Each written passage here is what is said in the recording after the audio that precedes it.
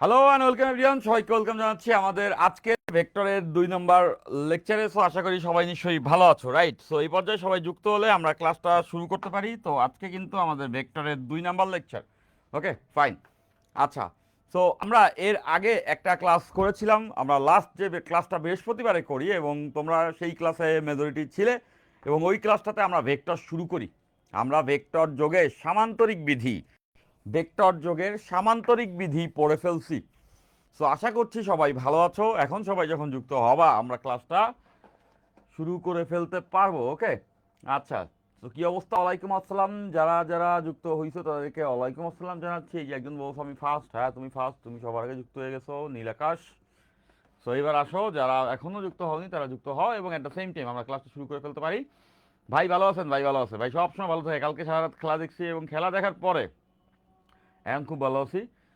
So এই হচ্ছে গিয়ে অবস্থা। হ্যাঁ, ইন বিটুইন তোমরা এখন সবাই যুক্ত হয়ে গেলে আমি আর একটু ভালো থাকবো, তাতে আমি ক্লাসটা শুরু করতে পারবো। ঠিক আছে, ফাইন। ওকে, ওকে, ওকে, ওকে। এই তো চলে আসছো, চলে আসতেছি আমরা সবাই। এবং হ্যাঁ, আমি আশা করছি তোমরা গতদিনে ক্লাসটা করেছো সবাই। তো গতকালকে রাতে খেলা দেখছিলাম ব্রাজিলের, তোমরা হয়তো বা দেখেছো। তো খেলা দেখে আমার কাছে মনে হচ্ছে যেটা হওয়ার এটা হয়েছে। ব্রাজিলে হারার কথা ছিল, সো ব্রাজিল সার্ভাইভ করে গেছে, তাই না? এক এক গোলে ম্যাচ ড্র হয়েছে। ফাইন। তো এবার আসো আমরা ভেক্টরের ক্লাসে চলে আসি, এবং আমরা লাস্ট যে ক্লাসটি আমরা করেছিলাম, এবং ওই ক্লাসটা যদি তোমরা করে থাকো, ডেফিনেটলি তোমরা করছো, সেখানে আমরা ভেক্টর যোগের সামান্তরিক বিধি পড়ছিলাম, এবং সামান্তরিক বিধি পড়ার পরে ভেক্টর কীভাবে যোগ করে সেটা সূত্র আমরা জানছি, সেটার প্রমাণ আমরা দেখছি, এবং ভেক্টরকে আমরা বিভাজিত করতে পারছি। একটা ভেক্টরকে আমরা দুটো ভাগে ভাগও করেছিলাম। সো আজকে আমরা এর পরের অংশ থেকে শুরু করব। ঠিক আছে? সো আমি ভালো আছি, আসসালামু আলাইকুম। যারা যারা আসসালাম দিছো, ওয়ালাইকুম আসসালাম। এবং আমি ভালো আছি। এখন তোমাদের প্রথম কাজ হচ্ছে কি, আমি লাস্টের দিন ক্লাসের পরে গ্রুপে যাই আমি দেখার চেষ্টা করি যে ছেলেপান আসলে কি নোট জমা দিয়েছে কিনা। তো নোট জমার পরিমাণ খুবই কম।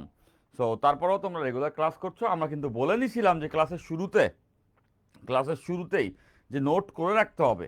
এভাবে করে একটা ক্লাস হয়ে গেছে, 2 নম্বর ক্লাসটা হবে আজকে এখন, এবং এরপরে 3 নম্বর, এভাবে করে করে কিন্তু ক্লাসগুলো হতে থাকবে। তো দ্য থিং ইজ, প্রথম একটা দুইটা ক্লাসের সময় আমাদের মনে হবে সবই তো মনে আছে, কিন্তু যখন নাম্বার অফ ক্লাসেস বেড়ে যাবে তখন তোমার এই মনে থাকা জিনিসগুলো আস্তে আস্তে করে ভুলে যাওয়ার শুরু হবে। তো ওই জায়গাতে ইম্পর্টেন্ট হচ্ছে গিয়া অ্যাকুরেটলি নোটটা ডান করে রাখা। তো হাতে যখন তুমি লিখবা, একবার লিখলে 10বার পড়া হয়ে যাবে, এবং পুরো খাতাটা তুমি রিভাইজ করলে তোমার ভোলার চান্সেস আর জিরো। সেই জন্য বলবো যে তোমরা কখনোই ক্লাস জমাবে না, নোটগুলো করে রাখবে। এইটা তোমার নিজের জন্য। ভাইয়া তো ভাইয়ের পড়ানোর কাজ শেষ করে ফেলবে, ভাইয়া তো ভাইয়ের পড়ানোর কাজ পড়াইতে থাকবে, পড়ানো শেষ হয়ে যাবে, ভাইয়ের সিলেবাস শেষ হয়ে যাবে। কিন্তু আমার সিলেবাস শেষ হওয়ার আগে ইম্পর্টেন্ট হচ্ছে তোমাদের সিলেবাসটা মাথায় আছে কিনা সেটা মেকশিওর করা। তো নোটটা তোমার নিজের জন্য, সেটা কিন্তু করতে হবে। ঠিক আছে? তুমি যদি পোস্ট না করো নোট, তাতে আসলে কোনো ধরনের ক্ষতি হয়ে যাবে না, কিন্তু তুমি যদি নোটটা করে নিজের কাছে ডান রাখো, তাতে তোমার লাভ হবে। Very good. এইবার ঠিক আছে, এই যে চলে আসছো সবাই, এই যে আমরা চলে এসেছি, ভাই আমি এসেছি 26 ব্যাচ। আপনার ক্লাসগুলো আমার অনেক ভালো লাগে ভাই। Pleasure, greatest pleasure. কি অবস্থা আরিফুর রহমান? ওকে ভাই। তো আমি ভেক্টর নাকি স্কেলার, একজন জিজ্ঞাসা করছো ভেক্টর নাকি স্কেলার। মজা, তাই না? তুমি স্কেলার, ফাইন। তো দ্যাটস ইট। তো এবার সবাই চলে আসছে, তো ডেফিনেটলি আমরা ক্লাসটা এখন শুরু করে ফেলতে পারি, এবং আমরা ভেক্টরের 2 নম্বর ক্লাসটা আজকে করব। এবং আমরা আজকের ক্লাসে কি পড়ব প্রথমেই আমি বলে নিতে পারি। আমরা ভেক্টর বিভাজন দেখছিলাম, যেইটা ভেক্টরের যোগের জন্য আমাদের দরকার হয়েছে। তো এই বিভাজনের যে পরের অংশগুলি আছে, সেই অংশগুলি আজকে ক্লাসে আমরা দেখব। যারা সালাম জানিয়েছো, ওয়ালাইকুম আসসালাম। আমি সবসময় ভালো থাকি, সো ওইভাবেই আমি এখনও ভালোই আছি। সো তোমাদের যখন ক্লাসটা নিতে পারবো তখন আরও বেশি ভালো থাকবো। আমার ভালো থাকা না থাকার সবথেকে বড় জায়গাটা আমার কাছে মনে হয় যে ফিজিক্স পড়াইতে পারা। তো এখন পর্যন্ত ভালো আছি, এই ক্লাসের শেষে আরও একটু ভালো লাগবে। ঠিক আছে? আচ্ছা। স্যার এখন থেকে কি শুরু করব?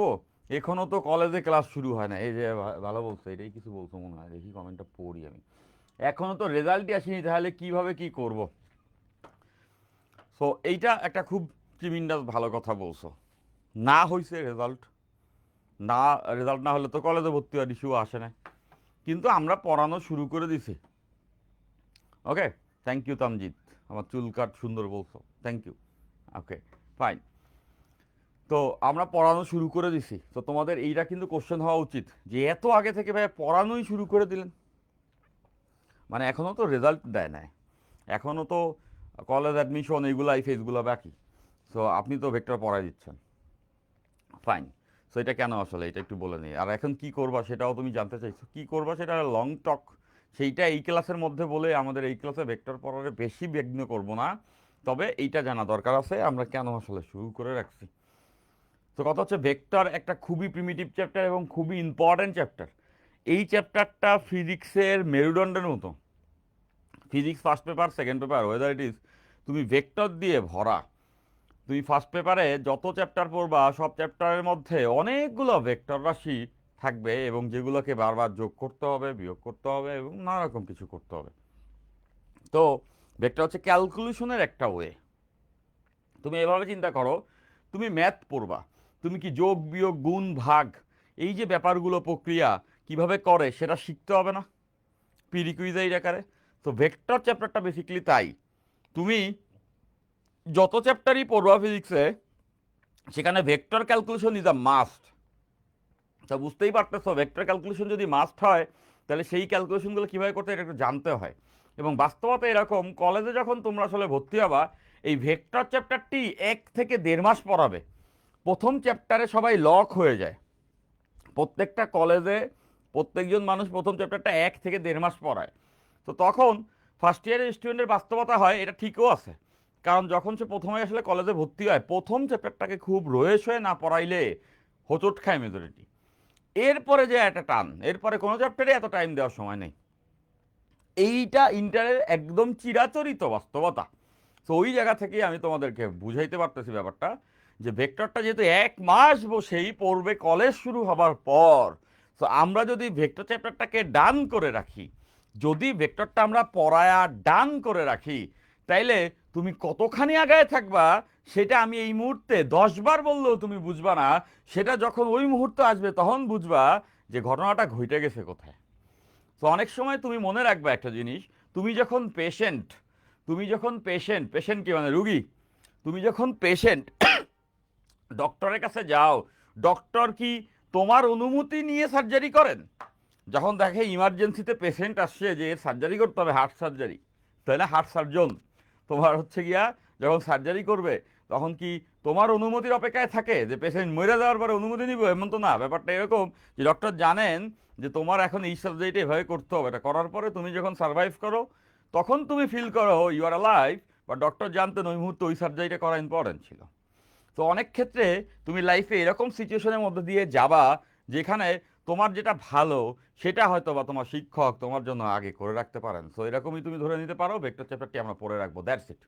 আমি নিজে কখনো পার্সোনালি আগে আগে পড়ে রাখার মানুষ না, ভালো লাগে না এটা বেশি একটা। সো ওই জায়গা থেকে আমি বলতেছি ভেক্টরটা আমরা পড়ে রাখি, যাতে ভালো হচ্ছে। আই এম ফিলিং গুড যে একটা ক্লাস হয়েছে, দ্বিতীয় ক্লাস সবাই নিশ্চয়ই বুঝছো। হ্যাঁ, এই মুহূর্তে করণীয় কি? এই মুহূর্তে আজাইরা তুমি আসলে কিছুই করতে পারতো না। এই মুহূর্তে তুমি যেটা করতে পারো সেটা হচ্ছে তুমি ঘোরাফেরা করতে পারো, আনন্দ ফুর্তি করতে পারো।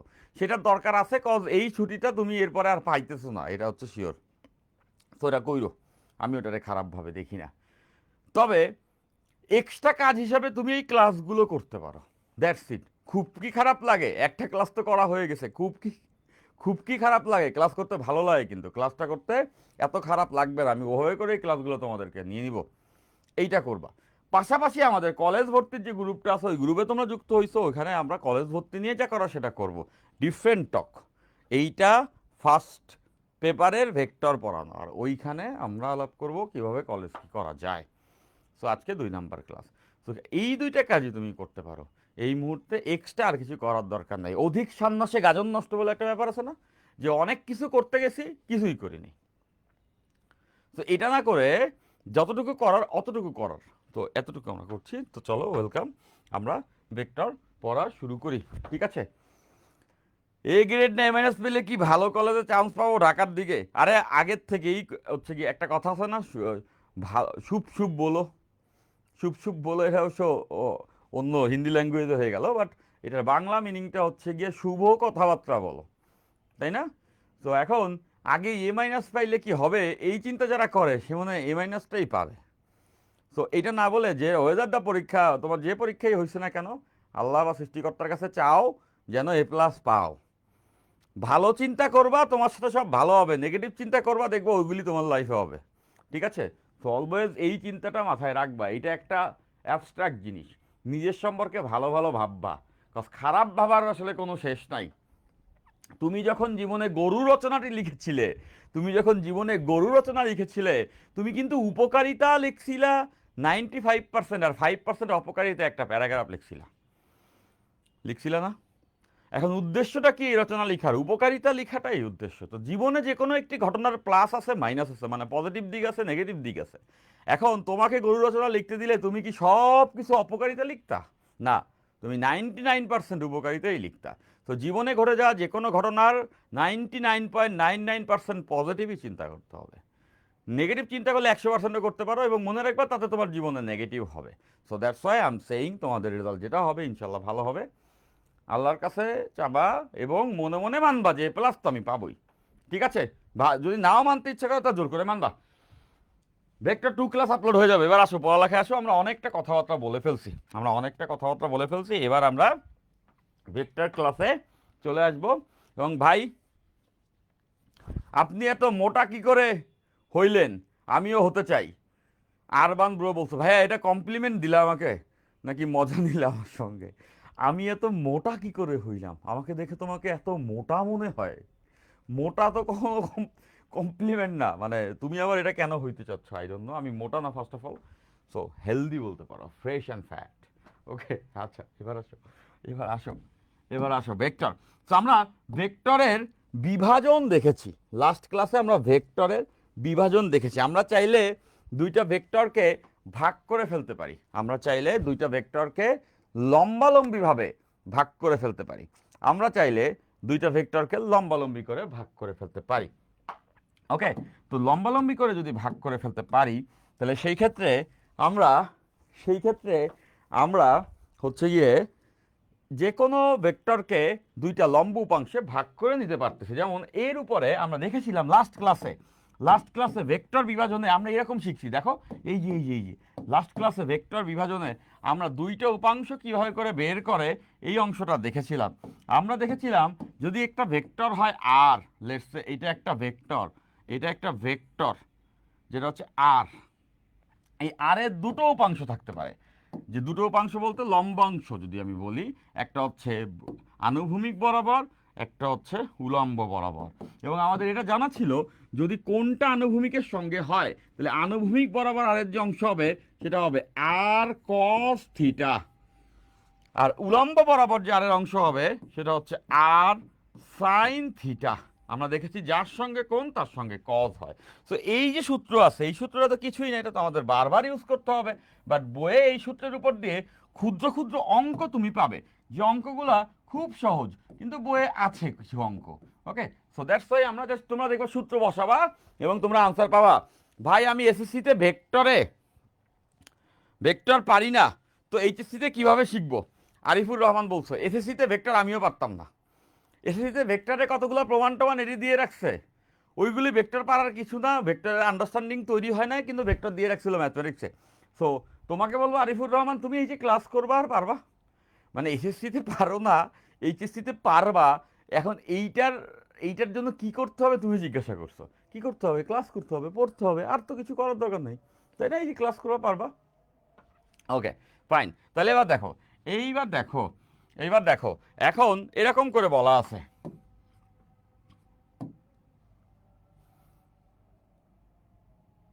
এইভাবে বলা আছে, কোনো একদিন কোনো একদিন কোনো একদিন কোনো একদিন বাতাসের কোনো একদিন বাতাসের বেগের কোনো একদিন বাতাসের বেগের কোনো একদিন বাতাসের বেগের উত্তর ও পূর্ব দিকের উপাংশ, উত্তর ও পূর্ব দিকের, উত্তর ও পূর্ব দিকের উপাংশ, উত্তর এবং পূর্ব দিকের উপাংশ যথাক্রমে যথাক্রমে যথাক্রমে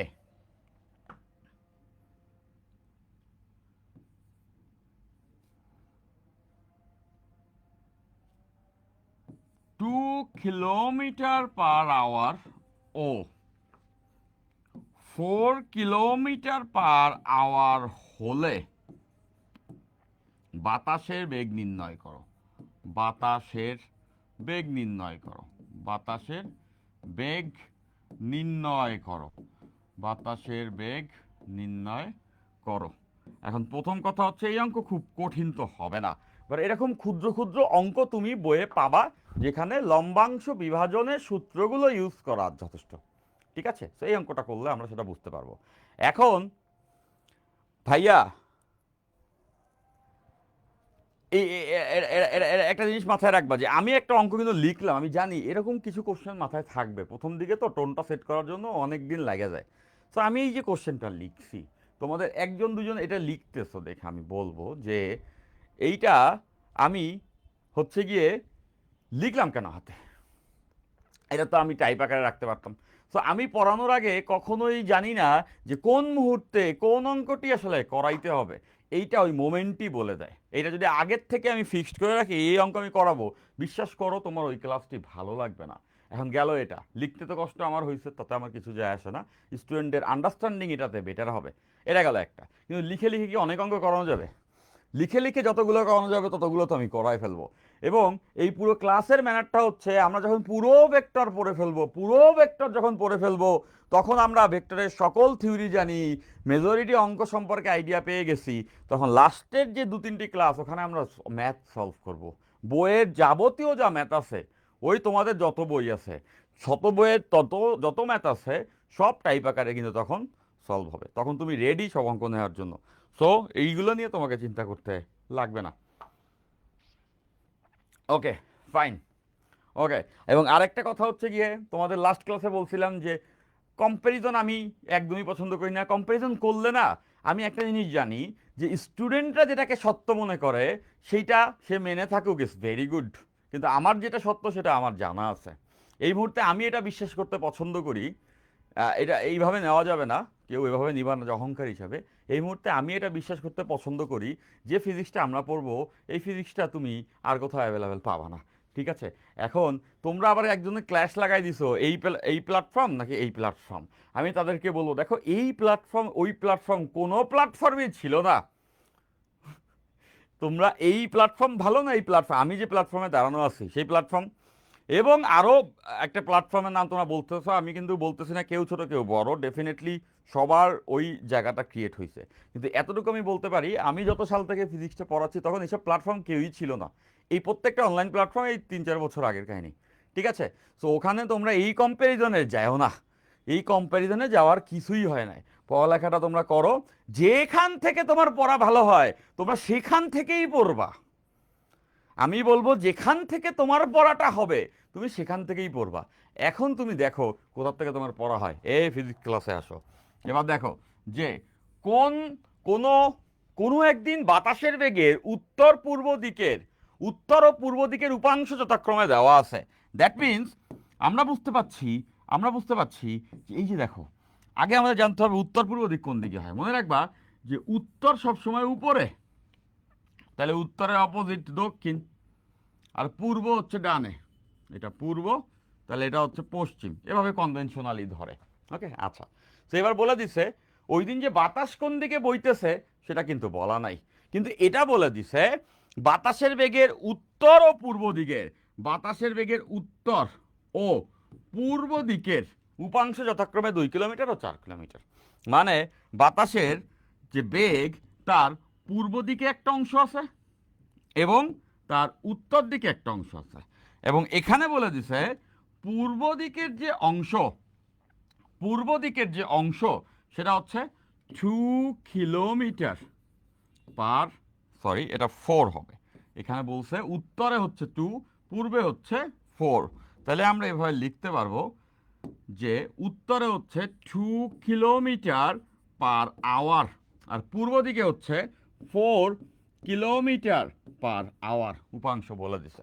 এখন বাতাসের বেগ নির্ণয় করতে হবে, সেটা তো বুঝেই গেছো, পূর্বে একটা উত্তরে একটা অংশ বলছে লম্বাংশ, তাহলে এটা কোয়াইট কমন সেন্স যে এদের লব্ধি এই মাঝ বরাবর থাকবে কোনো একটা দিকে, ওকে, যেটা বাতাসের বেগ সেটাই আমরা বের করতে চাই। ধরলাম এটাই সেই আর ভেক্টর, বাতাসের বেগ ভেক্টর, এবং এটা হচ্ছে তার আনুভূমিক অংশ, এটা হচ্ছে তার উলম্ব অংশ। সেই আরকে আমরা বলতে পারবো বাতাসের বেগ, বাতাসের বেগ, বাতাসের বেগ, ওকে।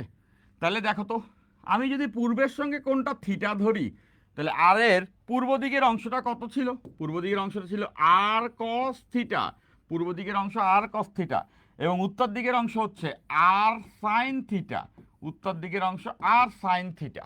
আমি কোনটা ধরে নিয়েছি হচ্ছে গিয়া পূর্বের সঙ্গে, তাহলে কি বুঝে গেছো? এই আর কস থিটা ইকুয়ালস টু এত, আর সাইন থিটা ইকুয়ালস টু এত, তাহলে তো অঙ্কটা শেষ, অঙ্কটা তো এখানে শেষ, খুব সহজ। R sine theta, R sine theta equals to হচ্ছে R sine theta equals to 2, আর R cos theta equals to হচ্ছে গিয়া 4।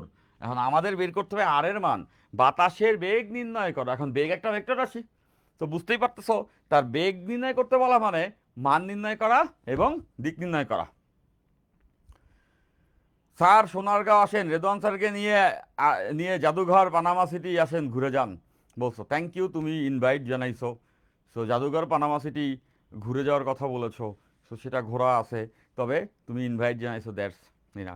কিন্তু খুব বাজে একটা কথা আসলে আমি মানে কনফেস করতেছি, মানে এটা আমার কেন জানি এরকম একটা অবস্থা হয়েছে, সেটা হচ্ছে আমি কোনো জায়গায় যাই না, আমি কোনো জায়গায় যাই না।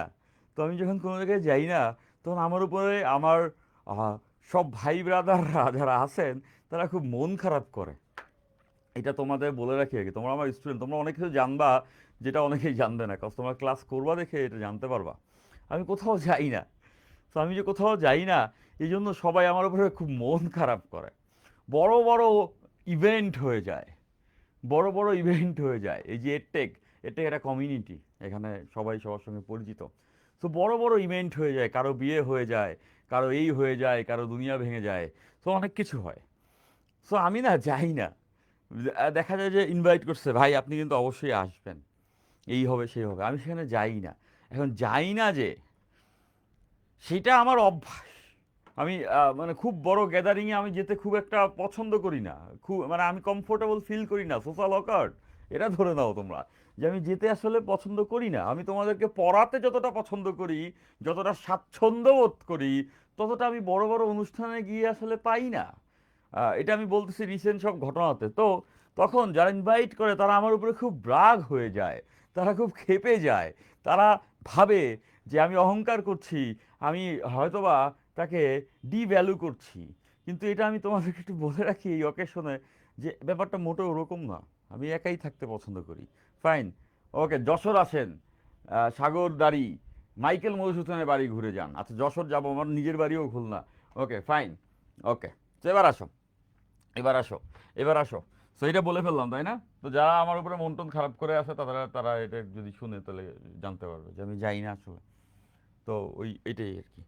তো এরপর, এরপর তো দেখো এখন আরটা আমাদের বের করতে হবে, বাতাসের বেগ নির্ণয় করা, বাতাসের বেগ নির্ণয় করতে হবে।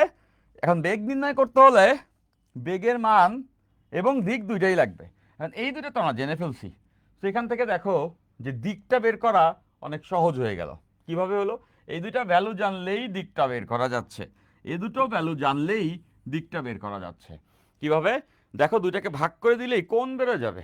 এই দুজনকে যদি আমি ভাগ করে ফেলি, তাহলে ভাগ করে ফেললে কি হবে? দেখো এদেরকে যদি ভাগ করে ফেলি, তাহলে আর আর কাটা থাকবে ট্যান থিটা, থাকবে tan theta equals to half, থাকবে tan theta equals to half. তাহলে দেখো এখান থেকে আমরা থিটা বের করে ফেলতে পারবো, মানে বাতাসের বেগের দিক, বাতাসের বেগের দিক, বাতাসের বেগের দিক, বাতাসের বেগের দিক,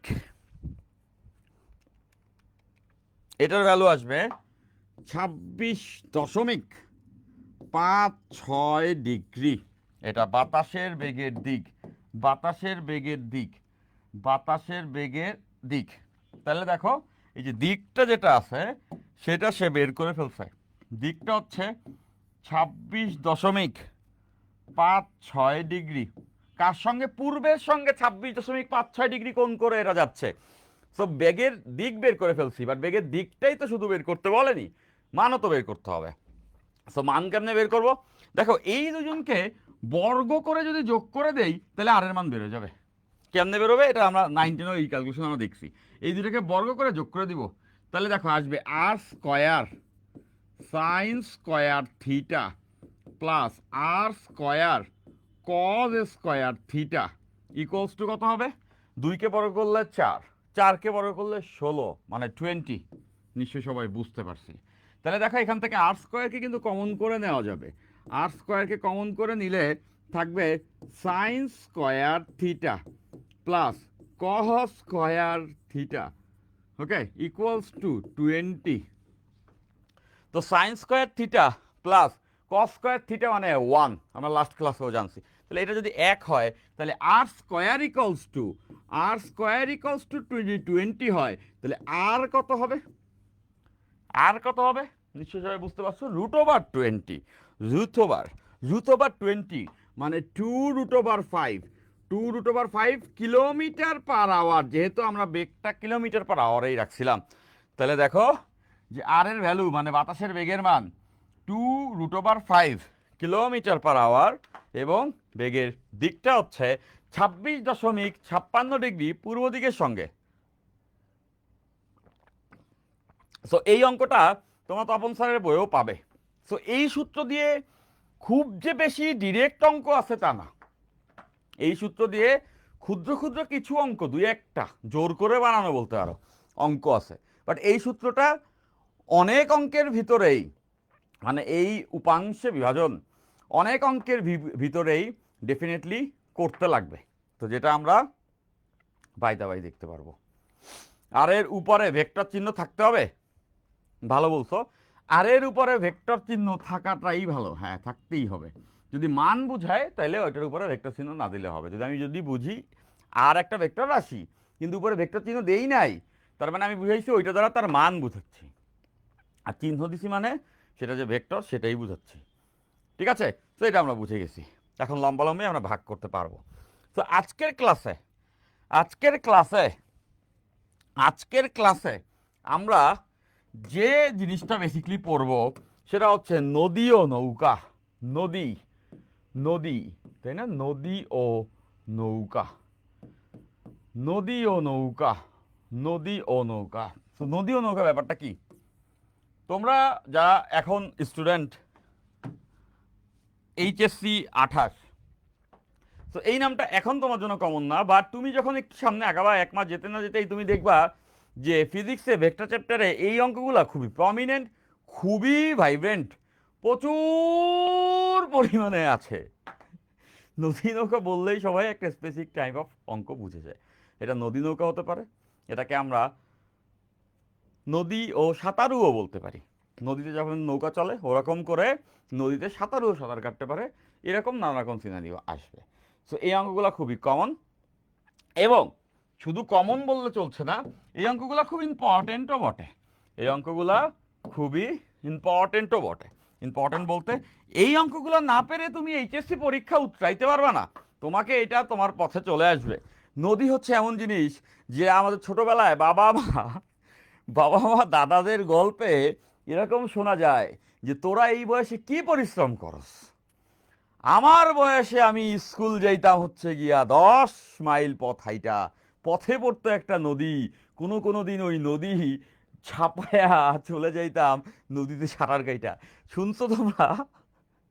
বাপ দাদাদের গল্প এরকম হবে যে তুমি যখন না পড়বা তখন তোমার প্যারেন্টস তোমাকে বলবে যে তোরা তো পরিশ্রম করতেই পারিস না, তোদের মতো বয়সে 10 মাইল হাইটা মাঝে পড়তো নদী, সাঁতার কাইটা চলে যাইতাম স্কুলে। তো এটা শোনার পরে আমার তাকে বলতে মন চাইতো যে এই কাজ করার পরে তুমি স্কুলে যায় আর পড়ার শক্তি কই পাইতা? একটা নদী সাঁতার কাটলা, 10 মাইল হাঁটলা, তোমার স্কুলে না যায় তো অলিম্পিক রেসে যাওয়ার দরকার ছিল, সেখানে তুমি সুইমিং কম্পিটিশন করতে পারতা, তারপরে দৌড়ের প্রতিযোগিতা করতে পারতা, যেহেতু তোমার অভ্যাসটাই 10 মাইল হাঁটা আর মাঝে নদী পাড়ি দেওয়া। পালাপাট, আমি মজা করছি, যাই হোক তোমরা এটা বুঝতে পারো ডেফিনেটলি। তো এইটাও একটু তোমাদেরকে বলে নেওয়া দরকার যে মজা মজা হিউমার এবং সিরিয়াসনেসের মধ্যে পার্থক্যটা একটু বুঝতে পারতে হবে আর কি। হ্যাঁ, লাস্ট ক্লাসে আমি মনে হয় বলেছিলাম যে ভেক্টর চ্যাপ্টারটা পড়লে মনে হয়, ভেক্টর নামটা শুনলে আমার মনে হয় ভেক্টর দি গামা, একজন পর্তুগিজ জলদস্যু মোস্ট প্রবাবলি। তো একজন আবার দেখি ইউটিউবেই ভিডিও আপলোড হওয়ার পরে, আমি গতকালকে রাতে সবগুলো কমেন্ট দেখছি, কি কমেন্ট করে পোলাবান এই তো। একজনে লিখছে যে ভাইয়া ওইটা ভেক্টর দি গামা না, ওইটা হবে ভাস্কর দা গামা। সো আমি বুঝাইতে পারি নাই যে পর্তুগিজ বহু মানুষের নাম ভেক্টর হয়, আমি এই অর্থে বলছি, আমি ভাস্কো দি গামার নাম বলি নাই।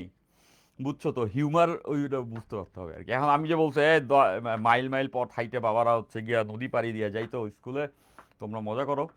তো আমি এটা বলছি, কেউ কেউ আবার অফেন্ডেড হয়ে যাও না, ভাইবো না ভাইয়া আপনি আপনার বাবার এই কেটকে ছোট করে কেন দেখতেছেন, আরে ভাই এরা মজা, এতটুকু বুঝতে হবে। যাই হোক, ফাইন।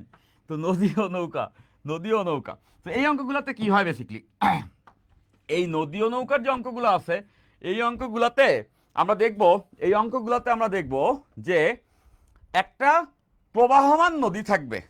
আমি খুব ধীরে সুস্থে এই ক্লাসে নদী নৌকার সকল কিছু সহজ করে দিব, আসলেই খুব সহজ করে দিব, কিন্তু ধীরে সুস্থে করব, কারণ আমাদের কাছে ওই সময়টা আছে। আর মনে রাখবা, ভালো মতো শিখলে সেটা একদম ক্লিয়ার থাকে, ভোলার কোনো চান্স থাকে না। নাহলে এটা 5 মিনিটও আমি পড়া দিতে পারি, তাতেও হয়ে যাবে, বাট সেটা করবো না তোমাদেরকে ভালোবেসে। তো সেটা তখনই করবো না যখন তোমরা আসলে মনোযোগ দিয়ে ক্লাসে থাকবা। স্যার ব্রাজিল তো হেরে যাবে, তা আমি তো প্রথম ক্লাসে বলছিলাম ব্রাজিল আর্জেন্টিনা কেউ এবার কাপ পাবে না, এরা কোট করে রাখো, প্রথম ক্লাসে বলছি আজকেও বলতেছি, ব্রাজিল হেরে যাবে। সেটার কারণ ব্রাজিল খারাপ শুধুমাত্র সেটাও না, আমি ব্রাজিল সাপোর্টার না এই জন্য আমি বলতেছি এটা, সেটাও না। ঠিক আছে, মরক্কো টিম ভালো ছিল, হারা উচিত ছিল লাস্ট ক্লাসে, লাস্ট ম্যাচে ব্রাজিলের। কিছু জায়গায় আমার মনে হচ্ছে ব্রাজিল ভালোই খেলছে। এদের যে ওই আলোচনা না যাই। কয়দিন পর পর আপনি ক্লাস নেবেন ভাই, কয়দিন পর পর আপনি ক্লাস নেবেন, রুটিন আপলোড আছে সপ্তাহে 3 দিন। ওকে, আচ্ছা। তো এবার আসো নদী নৌকা। সেই অঙ্কগুলোতে কি হয়, এই অঙ্কগুলোতে কি হয়, আমরা পড়ালেখায় একটু থাকি, হ্যাঁ আমরা এখন পড়ালেখায় চলে আসি। দেখো, তো এই অঙ্কগুলোতে একটা নদী থাকবে, যেই নদীতে প্রবাহমান, যেই নদীতে প্রবাহমান স্রোত থাকবে, মানে স্রোতের বেগ থাকবে, নদীর একটা প্রস্থ থাকবে, এবং ওই স্রোতহীন নদীতে একটি নৌকা, তাই না, একজন নৌকা হচ্ছে গিয়ে নদী পাড়ি দিতে চেষ্টা করবে। তো সে বিভিন্ন স্টাইলে নদী পাড়ি দিবে। তো কোন স্টাইলে পাড়ি দিলে কি কি ঘটনা ঘটবে সেগুলো আমরা দেখব। একজন বলছে নোমান 27 ব্যাচ তো ভুলে গেছেন, ভাই ভুলি নাই, 27 ব্যাচে ভোলার কোনো কারণই নেই, 28 ব্যাচকেও মনে আছে, 27 ব্যাচকেও মনে আছে, ইভেন 26 ব্যাচকেও মনে আছে। এখন এই ক্লাসটা 28 ব্যাচের, কিন্তু আমি জানি আমার 27 ব্যাচের পোলাপানও এই ক্লাস করতেছে। এবার খেয়াল করো, তো এইখানে কি হবে, নদীটা থাকবে, এই যে সেই নদী, এই সেই নদী, যেই নদীতে আমাদের বাবারা সাঁতার কেটে স্কুলে যাইতেন। তো এবার দেখো যে, এবার দেখো যে এই যে নদী, তো এই নদীর যে প্রস্থ, এইটা অঙ্কে দেওয়া থাকবে। তো আমরা ধরে নিব কোনটাকে কি বলবো, আমরা সব কিছু ফর্মুলেট করে ফেলবো। তো এই যে নদীর প্রস্থ, এই যে নদীর প্রস্থ, এই যে নদীর প্রস্থ, এইটা হচ্ছে নদীর প্রস্থ ডি। আমরা ধরে নিব নদীর প্রস্থটা ডি। এখন নদীর প্রস্থ সবসময় সমান হওয়ার কথা না, কিন্তু বাস্তবে কোনো জায়গায় নদী মোটা, কোনো জায়গায় চিকন, কিন্তু আমাদের এই নদী চলে বাঁকে বাঁকে, বৈশাখ মাসে তার হাঁটু জল থাকে। সো এরকম একটি আদর্শ নদী এটা, যার দুই প্রান্ত সমান্তরাল, যার দুই প্রান্ত সমান্তরাল, প্রস্থটা ডি। ওকে, আচ্ছা, ফাইন। এরপর এরপর এরপর এরপর এই নদীতে একটা স্রোত থাকবে। তো এইটা তো কমন সেন্স, স্রোত সবসময় কি ডান থেকে বামে যাবে, এই দিকে একটা দিকে যাবে, দৈর্ঘ্য বরাবর, রাইট। তো এই দিক বরাবর একটা স্রোত থাকবে, এই যে স্রোত, দেখো দেখো কত সুন্দর স্রোত। তো এই যে দেখো স্রোত, হ্যাঁ, এখানে একটা স্রোত থাকবে, স্রোত তো থাকলে তার একটা বেগ থাকবে, স্রোতের বেগ। স্রোতের বেগকে আমরা ধরবো, স্রোতের বেগকে আমরা ধরবো, স্রোতের বেগ, স্রোত, স্রোতের বেগ, স্রোতের বেগ, স্রোতের বেগকে আমরা ইউ ধরবো, স্রোতের বেগকে আমরা ইউ ধরবো, এটা একটা ভেক্টর রাশি, এটার মানকে ইউ বলবো। এই যে ইউ ভেক্টর। ওকে, এখন এই নদীতে তো নিশ্চয়ই একটা নৌকা চলার চেষ্টা করবে। এই নদীতে একটা নৌকা চলবে বা একজন সাঁতারু এই নদীকে পাড়ি দেওয়ার চেষ্টা করবে। তাহলে সেই সাঁতারু বা নৌকা ডেফিনেটলি একটা বেগে এই নদী পাড়ি দিবে, তাই না? সো একটা বেগে এই ভাঙ্গা নৌকা পাড়ি দিতে রঙ্গে ভাঙ্গা নৌকা বাইতে এলাম গাঙ্গে। সো ব্যাপারটা এরকম হয়ে যাবে যে যে যে এইখানে নৌকাটা একটা বেগে রওনা দিবে, নৌকাটা এই স্রোতযুক্ত নদীতে চলার চেষ্টা করবে, তাহলে নৌকার একটা বেগ থাকবে, এটাকে আমরা বলবো নৌকার বেগ, এটাকে আমরা বলবো নৌকার বেগ। এবং নৌকার বেগকে আমরা ভি ধরবো। কেন এই ধরাগুলা ইম্পর্টেন্ট? ধরাগুলা ইম্পর্টেন্ট এই কারণে আমরা নদী নৌকা সকল কিছুকে না ফর্মুলেট করে ফেলবো, সকল কিছুকেই। এটা তো বারবার আসে, কখনো কখনো এমসিকিউতে আসে, কখনো কখনো বড় অঙ্কে আসে। আমি যদি সব কেসগুলোকে সূত্রের মতো করে গুছায় রাখতে পারি, তাহলে এইখানে রেসপন্স রেট অনেক ভালো থাকবে। সো কোনটারে আমি কি ধরবো সেটা আগে বলবো, যাতে করে ওই ফর্মুলেশনে বুঝতে পারি যে এই সূত্রটা এরকম কেন। ওকে, এই কোর্সের class but first chapter open. হ্যাঁ, ফার্স্ট চ্যাপ্টার ওপেন। ভাই তোমাদেরকে পড়াইতে কোনো কার্পণ্য নাই, এর থেকে পড়াইতে আসছি শুধুমাত্র টাকা পয়সা কামাইতে না, এইটুকু কিন্তু আগে স্টুডেন্ট তোমরা জানো। তার মানে এই না যে তোমার আসলে এই কোর্সটি পুরোপুরি ফ্রি তুমি কোনোদিনই পুরোটা পাবে না, কিন্তু এটা সত্য একটা চ্যাপ্টার যদি আমি গুছাই দিতে পারি, এই একটা ভেক্টর চ্যাপ্টার যদি আমি গুছাই দিতে পারি, তাহলে আমি এতটুকু বিশ্বাস করি আর না হলে 10,000 স্টুডেন্ট এইচএসসি লাইফে সঠিক ট্র্যাকে থাকবে, সে হয়তো বা পথ বিচ্যুত হয়ে যেতে পারত। কেন? এই ঘটনাটি এত প্রমিনেন্ট আমার খুব কষ্ট লাগে। একটা স্টুডেন্ট এসএসসি পর্যন্ত ভালো স্টুডেন্ট, এইচএসসিতে এসে সে হারায় যায়, নষ্ট হয়ে যায়। এরকম শোনা যায়, বাবা মা বলে যে আমার ছেলে অনেক ভালো স্টুডেন্ট ছিল, কি যে হইল বাবা, যখনই এইচএসসিতে আসছে আর পড়ালেখা করে না, খালি আড্ডা টাড্ডা দিয়ে বেড়ায়, রেজাল্ট খারাপ করছে, এখন এই সংসার এই ঘর কে চালাবে? ওর বাবা এরকম অসুস্থ, বা ওর বাবা নাই, বা এরকম একটা অবস্থা, বা আমাদের অবস্থা এরকম, কিন্তু ও পড়ালেখা করে না। এখন ওকে প্রাইভেট ইউনিভার্সিটিতে পড়াইতে যে টাকা লাগবে, ওই টাকা ভাই আমাদের জায়গা জমি সব বেচাও হবে না। তো এরকম সিনারিও কেন হয়? খারাপ লাগে তখন যে মানে একজনের দিকে তাকায় আছে পুরা ফ্যামিলি, এবং সেই নাকি আসলে ব্যর্থ হয়েছে, এবং তখন না ওই ছেলেটার জন্য ওই মেয়েটার জন্য আরও খারাপ লাগে যে ও চায় নাই তো এরকম হোক, বাট এরকম হয়ে যায়। এবং এই ঘটনাটি কম না, নেহাতি কম না, এই ঘটনাটি হবে। তার কারণ কি হয় জানো? বড় কারণ, যখনই এসএসসি থেকে এইচএসসিতে আসে পড়ালেখার ওই ইন্টারেস্টের জায়গাটাই হারায় ফেলে। কারণ হচ্ছে টিচাররা এসে সাবজেক্ট নলেজটা স্টুডেন্টের ভিতরে গেঁথে দিতে পারে না। ব্ল্যাকবোর্ডকে দেখায় তার মুখ, আর তোমাদেরকে দেখায় তার পেছন দিক। তো এটা আমি এই কারণে বললাম যে জাস্ট লেখামেখা চলে যায় স্যারে কলেজের। তো স্টুডেন্ট পড়তেই গেছিল অনেক আগ্রহ নিয়ে, নতুন খাতা নতুন কলম নিয়েই গেছিল কলেজে, কিন্তু যায়া সে অনেকদিন চেষ্টা করছে, তীব্র প্রাণশক্তি নিয়ে চেষ্টা করেও না পড়ালেখার ভিতরে ইন্টারেস্ট পায় না, সে বুঝে গেছে সে পারবে না, তখন সে ছেড়ে দিছে। কিন্তু এটা ছিল একটা ভুল আন্ডারস্ট্যান্ডিং। সে যদি ওই চ্যাপ্টারটা আসলেই সহজভাবে যেভাবে পড়তে হয় পড়তো, তাহলে সে কোনোদিন কলেজ আর বাং করতো না, সে পড়ালেখা যেখানে হয় সেখানে যায় যুক্ত হইতো। তো তাকে ওই ওই জায়গাটা তো দেখাইতে হবে, হোপটা তো দেখাইতে হবে, এটা তো সোজা। এখন আমার বাস্তবতা হচ্ছে আমি নটরডেম কলেজ থেকে পড়ছি, তো আমি জানতাম যে শুরু থেকেই সব সুন্দর, কিন্তু যেই সুযোগটা সৃষ্টিকর্তা আমাকে দিয়েছেন সেখান থেকে আমি এটা জানি, তোমরা অনেকে এটা মানতে পারবা না, আবার এই বাস্তবতা আছে। ওই প্রদীপ জ্বালায় গ্রামে বসে থাকা গ্রামে ওই ছেলেটা জানেই না যে এত ভালো করে পড়া যায়। তো ওর জন্য তো এটা একটা সুযোগ। আমি যদি ভেক্টর চ্যাপ্টারটি সহজে পড়ায় দিই, তাহলে স্টার্টিংয়ে যদি মজা পাওয়া যায়, স্টার্টিংয়ে যদি সহজ লাগে, তাইলে সে ফিনিশিং লাইন পর্যন্ত যাবে, সে বুঝে যাবে করতে হবে কি। So that's the motive, vector চ্যাপ্টারটি তোমাদের জন্য ওপেন করে রাখা। মোটিভ এটা মোটেও না, মোটিভ এটা জিন্দেগিতেও না। হাজার মানুষ বললে আমি মানতে চাবো না যে ফ্রিতে পড়াইতেছে পোলাবান যেন কোর্সে ভর্তি হয়, তা হবে আমি জানি, কিন্তু আমার মোটিভ আমি জানি। আমার মোটিভ এই একটা চ্যাপ্টার আমি যদি পড়াই দিই, ওই 10,000 পোলাপান যারা ঝরে যাইতে পারতো, তারা যদি না ঝরে যায়, তাহলে বিশাল কিছু করে ফেলছি আমি এটা মনে করি। লন রোলারের টপিকটা কি নৌকার পর? হ্যাঁ, লন রোলারের টপিক বা ট্রলির টপিক এই সব কিছুই আসলে এই লম্বাংশ উপপাদ্য আমরা যেটা দেখছি লম্ব উপাংশ এটা দিয়ে করা যায়। সো আমি আগে নদী নৌকা আজকে ক্লাসে এতটুকু দেখাবো। নেক্সট ক্লাসে আপাত ওজন, লন রোলার এবং আরও অনেক কিছু আছে। আজকে এই অংশটাই আমার টার্গেট ছিল, আমি এটা আগের ক্লাসেও বলছি, নিশ্চয়ই মনে আছে। দেখো, আচ্ছা, সব টপিকই পড়ানো হবে এইগুলা বলতে হয় কারণ প্রথম ক্লাস হয়েছে, আমি তোমাদের রিভিউ দেখছি, আমি তো সাইলেন্ট ওয়াচম্যান, সব দেখি, কমেন্ট করি না অনেক সময়, দেখি সব। সো দেখতেছিলাম কমেন্টে এরকম কমেন্ট আসছে, ভাই ভালো করে পড়ানো মানে হচ্ছে গিয়া প্রথমে সদৃশ ভেক্টর কি, বিপ্রতীপ ভেক্টর কি, এই ভেক্টর কি, সংজ্ঞাগুলা কেন তিনি বলেন নাই বইয়ের শুরুতে আছে? আরে আহম্মক, আমি তোমাদেরকে যাই কমেন্ট করছি স্যারে বলতেছি যে এইগুলো আমি বলি নাই। আমি এই কথা কি তখনই বলছি না ফার্স্ট ক্লাসে যে এইগুলো আমি এখন করবো না, যখন দরকার তখন আমি বলবো? তো বইয়ে আর কয়টা ভেক্টরের সংজ্ঞা আছে? কয়টা আছে? 2-3টাই তো আছে। আরও অনেক কিছু জানার আছে, সবই আসবে, বাট আমি এটাকে ভেঙে সাজাবো আমার মতো করে। চ্যাপ্টারের শুরুতে যেটা আছে ওটা আমার শুরুতেই বলতে হবে, এমন নিয়ম কোন দুনিয়ায় আছে?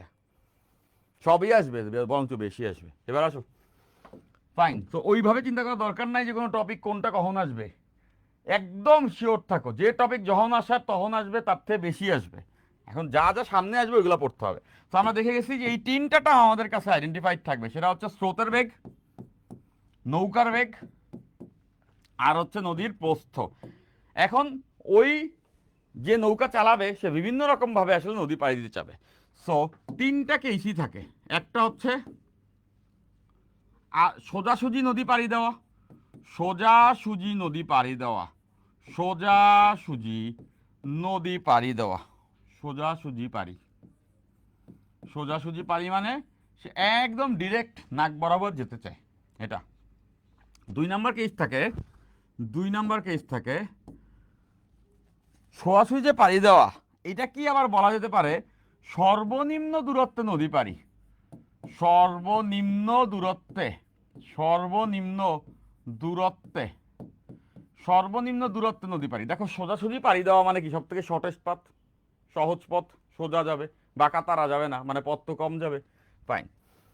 এরপরে যেটা আমরা শিখবো সেটা হচ্ছে গিয়ে সর্বনিম্ন সময়ে নদী পাড়ি দেওয়া, সর্বনিম্ন সময়ে, সর্বনিম্ন, সর্বনিম্ন সময়ে নদী পাড়ি, সর্বনিম্ন সময়ে নদী পাড়ি দিবে। এখানে দূরত্ব সর্বনিম্ন করছে, এখানে সময় সর্বনিম্ন করবে। এবং 3 নাম্বার কেস হবে এইখানে না কোনো টার্গেট নাই, না সে সোজা পাড়ি দিবে, না সে সর্বনিম্ন সময়ে পাড়ি দিবে, সে যে কোনো দিকে ঘুরতে বেরো যাবে, যে কোনো দিকে যাত্রা, যে কোনো দিকে যাত্রা, যে কোনো দিকে যাত্রা।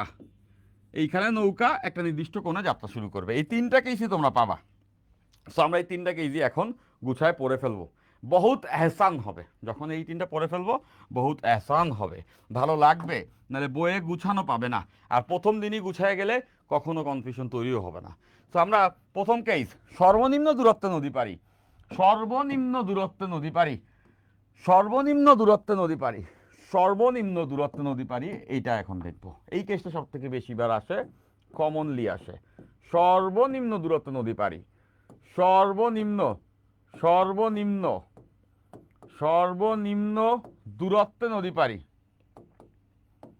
সর্বনিম্ন দূরত্বে নদী পাড়ি। এবং এই কেসটাকে অনেকগুলো নামে রাখবে, ভালোবেসে এটাকে অনেকগুলো নামে রাখবে। সর্বনিম্ন দূরত্ব নদী পাড়ি, টেকনিক্যালি এটাই বলা উচিত। আরো বলতে পারে আড়াআড়ি নদী পাড়ি, আড়াআড়ি, আড়াআড়ি, আড়াআড়ি পাড়ি, আড়াআড়ি পাড়ি নদী পাড়ি, আড়াআড়ি নদী পাড়ি। হ্যাঁ, এটা বলতে পারে। কখনো কখনো বলবে সোজাসুজি নদী পাড়ি, সোজাসুজি নদী পাড়ি, সোজাসুজি, ছোটবেলায় তোমার সুজি খেয়েছো না, সুজি, সোজাসুজি নদী পাড়ি। ওকে, ফাইন। তো এইগুলো বলে এই একই কথা, সর্বনিম্ন দূরত্ব নদী পাড়ি বা এই ঘটনাগুলো একই জিনিস। এখন এখানে আসলে হবেটা কি হবে? খুবই সিম্পল ঘটনা। দেখো, এটা যদি একটা নদী হয়, এই মনোযোগ দিও কিন্তু, এখন থেকে আমরা বুঝতে শুরু করবো। এটা যদি একটা নদী হয়, এটা একটা যদি নদী হয়, এই নদীতে আমরা হচ্ছে গিয়ে সোজাসুজি নদী পাড়ি দিতে চাবো। সোজাসুজি মানে কিরকম হবে? লেটস সে এইখানে একটা নৌকা আছে, এই যে নৌকাটা আছে ও সোজাসুজি নদীর অপর প্রান্তে যেতে চায়, সোজাসুজি নদীর অপর প্রান্তে যেতে চায়। মানে কি ব্যাপারটা এরকম যে এইটা যদি এ বিন্দু হয় তাহলে তার টার্গেট ঠিক তার বিপরীত বিন্দুতে যায় পৌঁছানো, ঠিক তার বিপরীত বিন্দু নাক বরাবর এখানে, তাই না? এই যে সেই নাক বরাবর এই বিন্দুতে পৌঁছাইতে চায়, এই বিন্দুতে পৌঁছাইতে চায়। এ থেকে সে ডিরেক্ট বি বিন্দুতে পৌঁছাইতে চায়, সোজাসুজি যাবে। দেখো সোজাসুজি নদী পারি, আড়াআড়ি মানে এই যে নদীর আড়াআড়ি ভাবে গেছে এটা, অথবা সর্বনিম্ন, এটা হচ্ছে টেকনিক্যালি কারেক্ট ওয়ার্ড, সর্বনিম্ন দূরত্ব নদী পারি। দেখো এ থেকে বিতে যখন সে যাবে, এ থেকে যখন সে বিতে যাবে তখন ইটস কোয়াইট কমন সেন্স যে সে সবথেকে কম পথ গেছে। অন্য যে কোনোভাবে নদীর ওই পারে যেতে গেলেই পথ বেড়ে যাইতো, এটাই সর্বনিম্ন পথ। তাহলে নৌকার টার্গেট এই এ বিন্দু থেকে যাত্রা করে পুরোটা পথ সে এই রেখা বরাবর চলবে, পুরোটা পথ সে এই রেখা বরাবর চলে এ থেকে বিতে যাবে। তো প্রবলেম কি? যাবে। তো এটার জন্য তাকে কি করতে হবে? নাম্বার ওয়ান এটা, সেটা হলো যে সে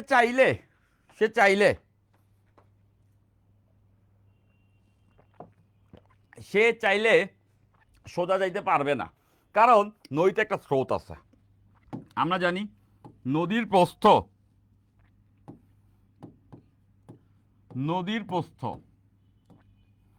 এই যে নদী আছে, এই নদীর প্রস্থ আমরা ডি ধরছি।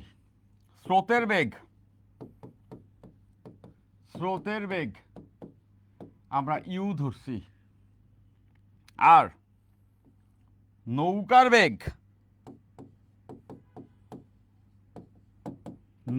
বেগ ধরছি আমরা ভি। তাহলে দেখো এই স্রোতের বেগটা এখানে কাহিনী হয়ে যাবে, এটা ঝামেলা করবে। কি ঝামেলা করবে? নৌকা যদি আমি এখানে রেখে দিতাম, স্রোত কি তাকে স্রোতের দিকে বয়ে নিয়ে যেত না? লেটস সে এই কলমটা আমি নদীতে ফেললাম। সো এই কলমটা যদি আমি নদীতে ফেলি, যেই দিকে স্রোত, কলমটা কিন্তু ওই দিকে চলে যাবে।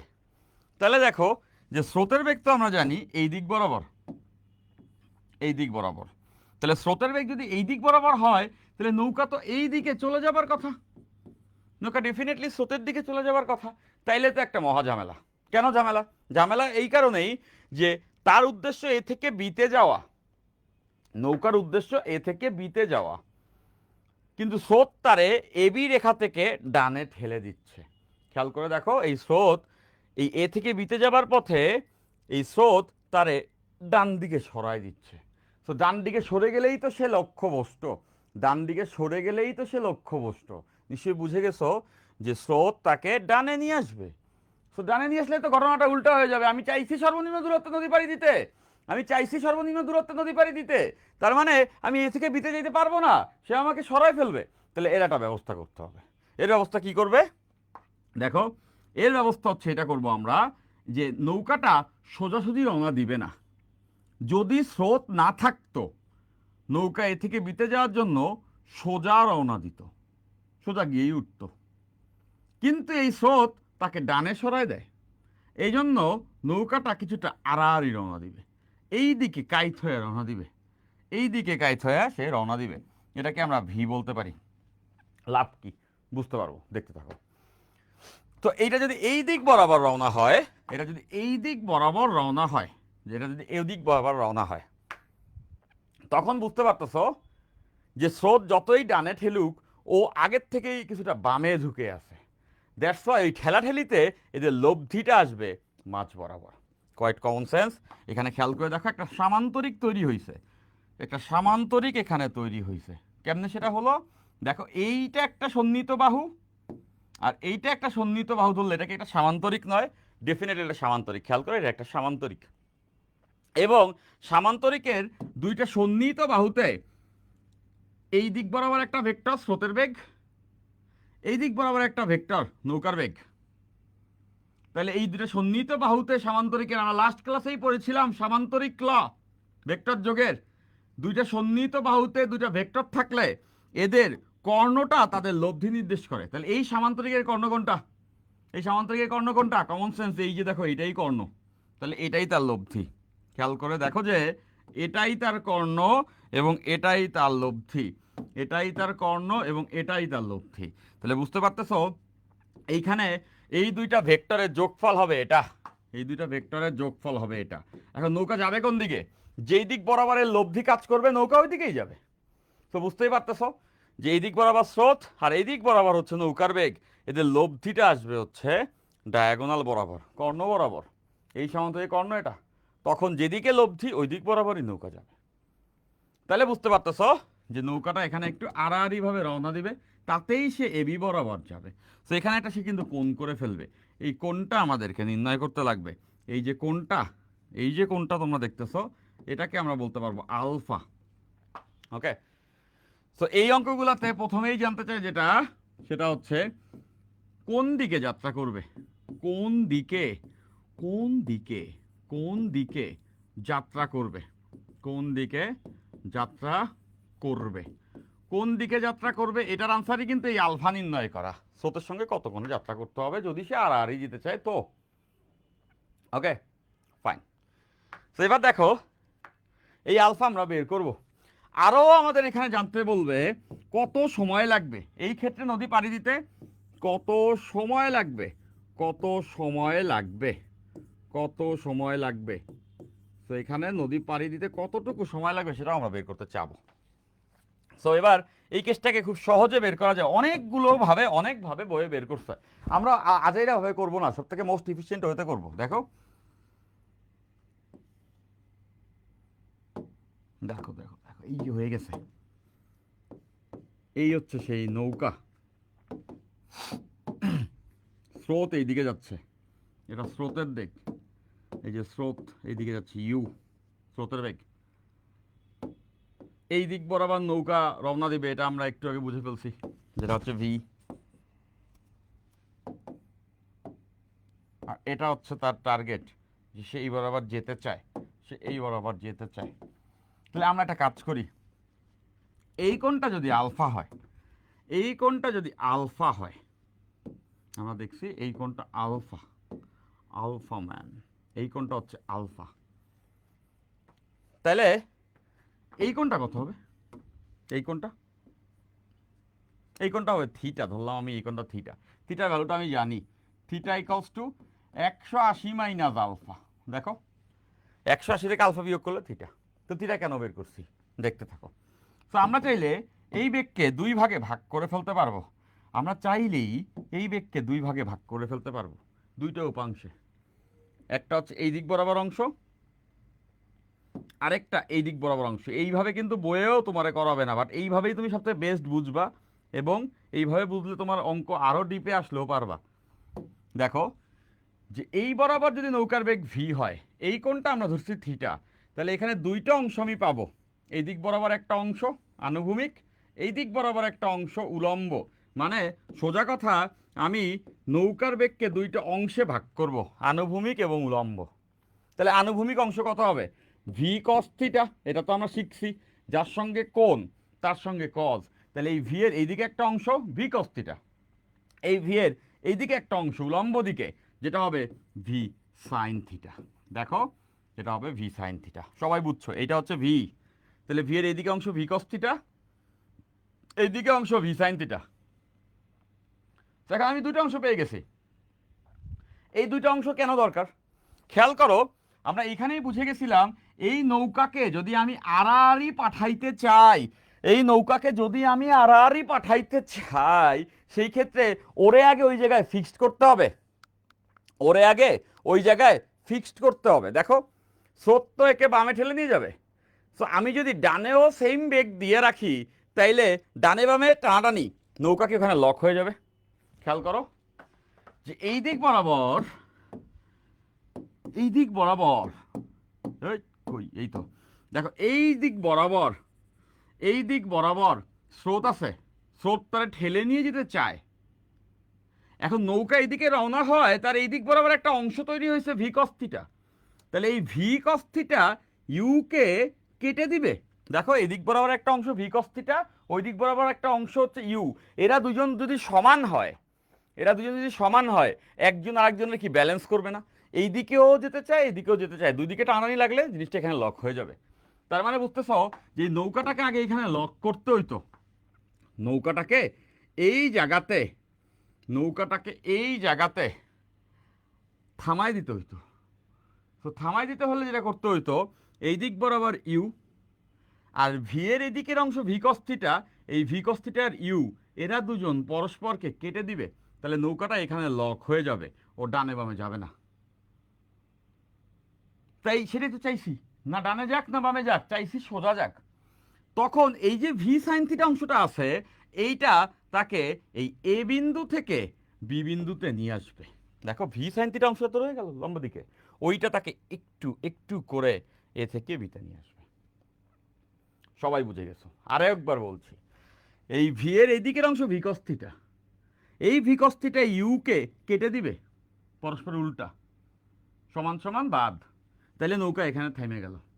আর থাকলো ভি সাইন থিটা, এইটা তাকে এ থেকে বিতে আস্তে আস্তে আস্তে করে নিয়ে আসবে। একদম ক্লিয়ার কনসেপ্ট। তাহলে এখানে হতে হবে কি? এখানে হতে হবে এই ভি কস থিটা আর ইউ সমান হইতে হবে, মানে দিকে তারা বিপরীত, মানে সমান হলেই কেটে যাবে। তার মানে বুঝতেছি the one and only condition is V cos theta, V cos theta স্রোতের বেগের সমান হতে হবে। এই ভি কস থিটা স্রোতের বেগের সমান হইলে কেটে যাবে, বাকিটা এখান থেকে এখানে নিয়ে আসবে। জান সবাই বুঝছি? তো দেখো এই থিটার ভ্যালু বসানো যায় এখানে, আমরা লিখতে পারবো cos theta equals to U by V. থিটার ভ্যালু কত? 180 মাইনাস আলফা, কাজ আমরা তো বের করতেছি বেসিকলি আলফা, কত কোণে যাত্রা করছে স্রোতের সঙ্গে, মাঝখানে থিটা আমি আনছি বোঝানোর জন্য। তাহলে এই জায়গাতে আমরা লিখতে পারবো যে cos theta equals to 180 minus alpha, এই যে এখানে দেখতেছো U by V. So cos 180 minus alpha মানে যে মাইনাস কজ আলফা, এরা যে জানে না সে না জানতেই পারে, এখন জানলো যে cos 180 minus alpha equals to minus cos alpha, minus minus cos alpha equals to U by V. Isn't it? Isn't it? দেখতেই পাচ্ছ যে কজ 180 মাইনাস আলফা মানে মাইনাস কজ আলফা, ওই যে কোয়ার্টেন্ডে তোমরা পড়ছো না, যে দ্বিতীয় কোয়ার্টেন্ডে পড়ছে এখানে কজ মাইনাস হয়। সো আমরা আলফা বের করবো। সো আলফা যদি বের করতে চাই, alpha equals to cos inverse minus you by v. দেখো alpha equals to cos inverse minus you by v, মাইনাসটা পাশে চলে গেছে, কজকে ইনভার্স করছি। সো এটাই আনসার, ডিরেক্ট ফর্মুলা বানায় ফেলছি। কোন দিকে যাত্রা করবে, কোন দিকে যাত্রা করবে এটারই না আমরা বলছিলাম আলফা, এই যে আলফা, আলফা বেড়ে গেছে, দ্য আলফা ম্যান। সো দেখো যে এই ইউ হচ্ছে গিয়া স্রোতের বেগ, আর এই ভি হচ্ছে গিয়া নৌকার বেগ। তার মানে নদীতে স্রোতের বেগ কত জানলে, আর যে ওয়াটার ভেহিকালটা ওখানে চলবে তার বেগ জানলে আমি বলে দিতে পারবো, যদি টার্গেট হয় এ থেকে বিতে যাওয়া, সোজাসুজি যাওয়া, তাহলে এইখানে বসাই দিলেই আনসার হবে এটা। এত কোণে যাত্রা করতে হবে, এত কোণে যাত্রা করতে হবে। আই গেস সবাই ইহা আমরা বুঝে ফেলছি, ইয়ে সবাই ইহা আমি বুঝে ফেলছি। Okay, so clear. Alpha equals to cos inverse u by v, স্রোতের বেগ এবং নৌকার বেগ জানলেই চলবে, এটা এই দুটো জানলে এটা চলবে। ওকে, সো দেখো একটা আনসার আমরা পেয়ে গেছি, আমরা একটি আনসার পেয়ে গেছি। এখানে একটা কমন আনসার জানতে চায় যে কোন দিকে যাত্রা করবে, সে একটা হয়ে গেছে। এরপরে কি জানতে চাবে? কত সময় লাগবে, এরপরে জানতে চাবে কত সময় লাগবে। দেখো কত সময় লাগবে, এখন সময় লাগবে নদী পাড়ি দিতে। সো এই সূত্র তো সবাই আমরা জানি যে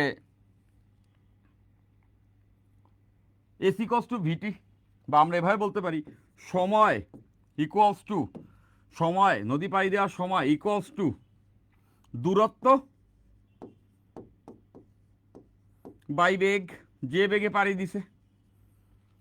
সবাই এস ইকস টু ভিটি, তাহলে t equals to s by v, দূরত্ব বাই বেগ। এখন সে কতটুকু দূরত্ব পাড়ি দিছে তো বুঝতেই পারতেছি, ডি নদীর প্রস্থ পাড়ি দিছে, তার মানে দূরত্বটা ডি। তো দেখতেছো দূরত্বটা ডি, নদীর প্রস্থ পাড়ি দিছে, কত বেগে দিছে ভি সাইন থিটা। একটু আগে আমরা দেখেছি যে নদীটা পাড়ি দেওয়ার জন্য যে বেগটা কাজ করছে সেটা হচ্ছে ভি সাইন থিটা। এই ভি সাইন থিটাই তাকে নদীর এ থেকে বিতে নিয়ে আসছে, মানে ডি দূরত্ব যাইতে ভি সাইন থিটা কাজ করছে। তাহলে দূরত্ব ডি আর যে বেগটা কাজ করছে সেটা হচ্ছে V sine theta, that means D by V sine theta, এটাই টি নদী পাড়ি দেওয়ার সময়। তাহলে আমরা এটাও পেয়ে গেছি, D by V sine theta. তো এখানে আমরা বুঝতে পারছি ডিটা হলো নদীর প্রস্থ, ভিটা হচ্ছে নৌকার বেগ, আর এখানে আছে সাইন থিটা, থিটা হচ্ছে 180 মাইনাস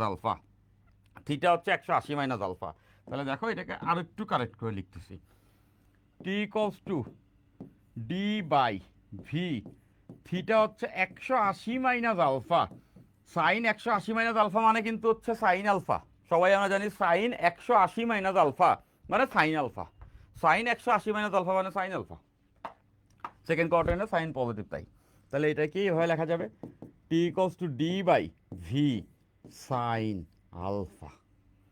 তাহলে একই কথা, এটাই আমাদের সূত্র। তাহলে আমাদের জাস্ট তিনটা জিনিস জানলেই বের করতে পারবো কত সময় লাগবে, নদীটার প্রস্থ কত, নৌকার বেগ কত, এবং সে কত কোণে যাত্রা করছিল। এই কত কোণে যাত্রা করছিল এটা আবার এই এখান থেকে আসবে, এখান থেকে আলফা বের করে এখানে বসে দিবা, তাহলেই তুমি বের করতে পারবা নদী পাড়ি দিতে মোট কতটুকু সময় লাগবে, তাই না? নদী পাড়ি দিতে মোট কতটুকু সময় লাগবে।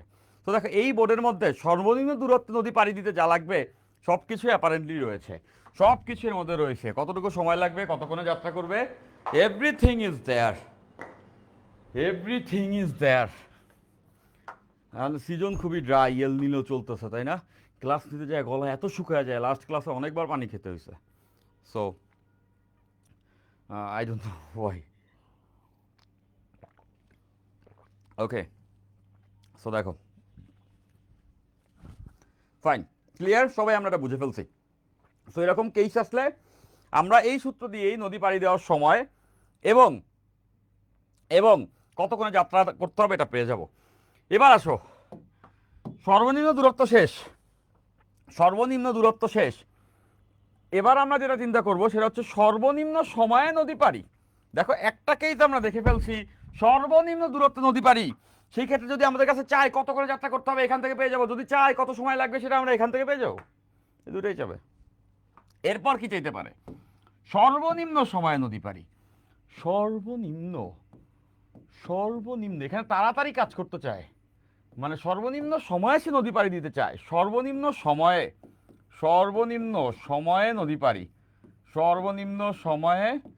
নদী পাড়ি,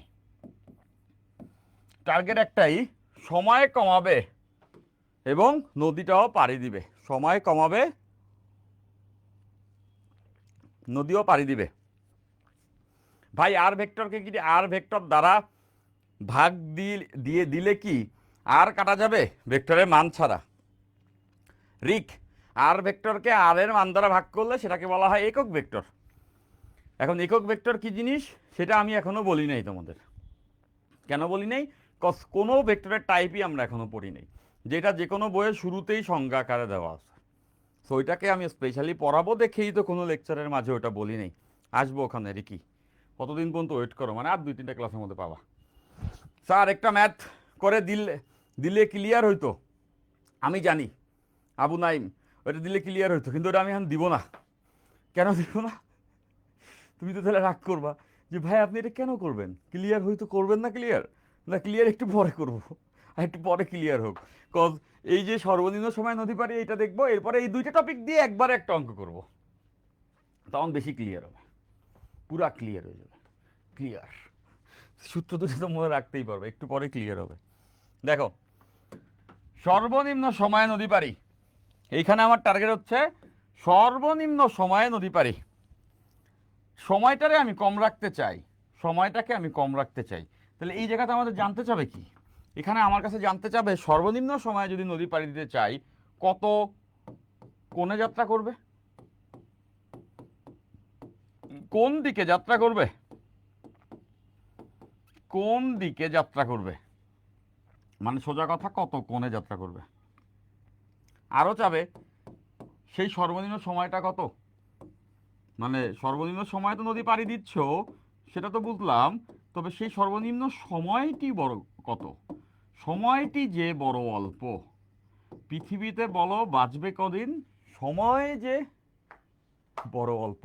ওকে ফাইন, তো এখানে সর্বনিম্ন সময় টি মিনিমাম এইটা কত সেটাও বের করতে হবে। আরও আমাদের কাছে জানতে চাইতে পারে, চায় না কোনো অঙ্কেই, বা চাইতেই পারতো, অ্যাডভান্সলি আমরা জেনে রাখবো অতিক্রান্ত দূরত্ব কত, অতিক্রান্ত অতিক্রান্ত দূরত্ব কত, যে নৌকাটা চলতেছে ওই নৌকাটা এই ঘটনা ঘটাইতে যায় কতটুকু দূরত্ব অতিক্রম করছে, সেটা চায় না কোনো অঙ্কে, কিন্তু চাইতেই পারে। আমি হইলে এরা চেতাম এক্সট্রা, সব পারে, সহজ জিনিস তাও ভুল করতো। মজা কখন লাগে জানো, যে একটা সহজ জিনিস যখন কেউ ভুল করে তখন মনে হয় যে কোশ্চেন তো আমি কঠিন করি নাই, জানো না দেখে ভুল করছো। কঠিন কোশ্চেন করছি বলাবান পারে নাই, এটাতে কোনো ক্রেডিট নেই, এটাতে কোনো মজাও নেই, কোশ্চেনই করছি কঠিন বলাবান পারবে করতে। কিন্তু সহজ সহজ জিনিসও আছে বইয়ের মধ্যে যেখানে ছোট্ট একটু জিনিস অ্যাড করে দিলে ওই দেখা যায় যে ওই গদবাদা পড়া দিয়ে ওইডি মারা, মানে সে মানে এই টোনটা আমি রেদনের থেকে পাইছি, যে মাঝে মধ্যে আমি এই যে বলে দিচ্ছি যে ওই গদবাধা নিয়মে পড়লে ওইডি মারা খাবে। সো ওইডি আমার ভাল লাগে, এই সিলোটি টোনটা আমার কাছে ভাল লাগে। সিলোটি টোনের কিছু গান আছে না, সুন্দরী ফুরি, একটা গান দেখবা, ফুয়াদের একটা গান আছে সুন্দরী ফুরি গো, তো এরকম অনেক টোন আছে, অনেক অনেক ভাইবিং লাগে আর কি। সো এবার যে দেখো এবার, তো আমরা এই তিনটা জিনিস বের করবো। তো এখন এই জায়গাতে এই জায়গাতে এই জায়গাতে এই জায়গাতে খেয়াল করো, আমরা কোন দিকে যাত্রা করব, সর্বনিম্ন সময়টা কত সেটা দেখতে চাই। তো দেখতে পাচ্ছ যেখানে সময়টা সর্বনিম্ন লাগবে। এখন আমি জানি না কত কোণে যাত্রা করলে সর্বনিম্ন সময় লাগবে, আমি ধরে নিলাম যে আলফা কোণে যদি যাত্রা করে তাহলে সর্বনিম্ন সময় লাগবে। আমি ধরে নিয়েছি যে আলফা কোণে যাত্রা করলে সর্বনিম্ন সময় লাগবে, এখন সেই আলফাটাই আমি বের করতে চাই। তো এইখানে দেখতে পাচ্ছ যে এখানে দেখতে পাচ্ছ যে যে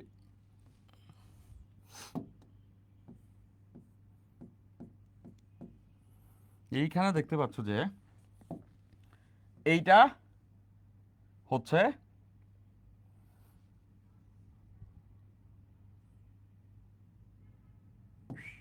ওকে ফাইন, এই দিক বরাবর স্রোত যায়, এই দিক বরাবর স্রোত যাবে, স্রোতের বেগ এই দিকে, যেটাকে আমি ইউ বলতে পারবো, ইউ স্রোতের বেগ, আমরা এটাকে ইউই ধরেছি, এটা ইউ।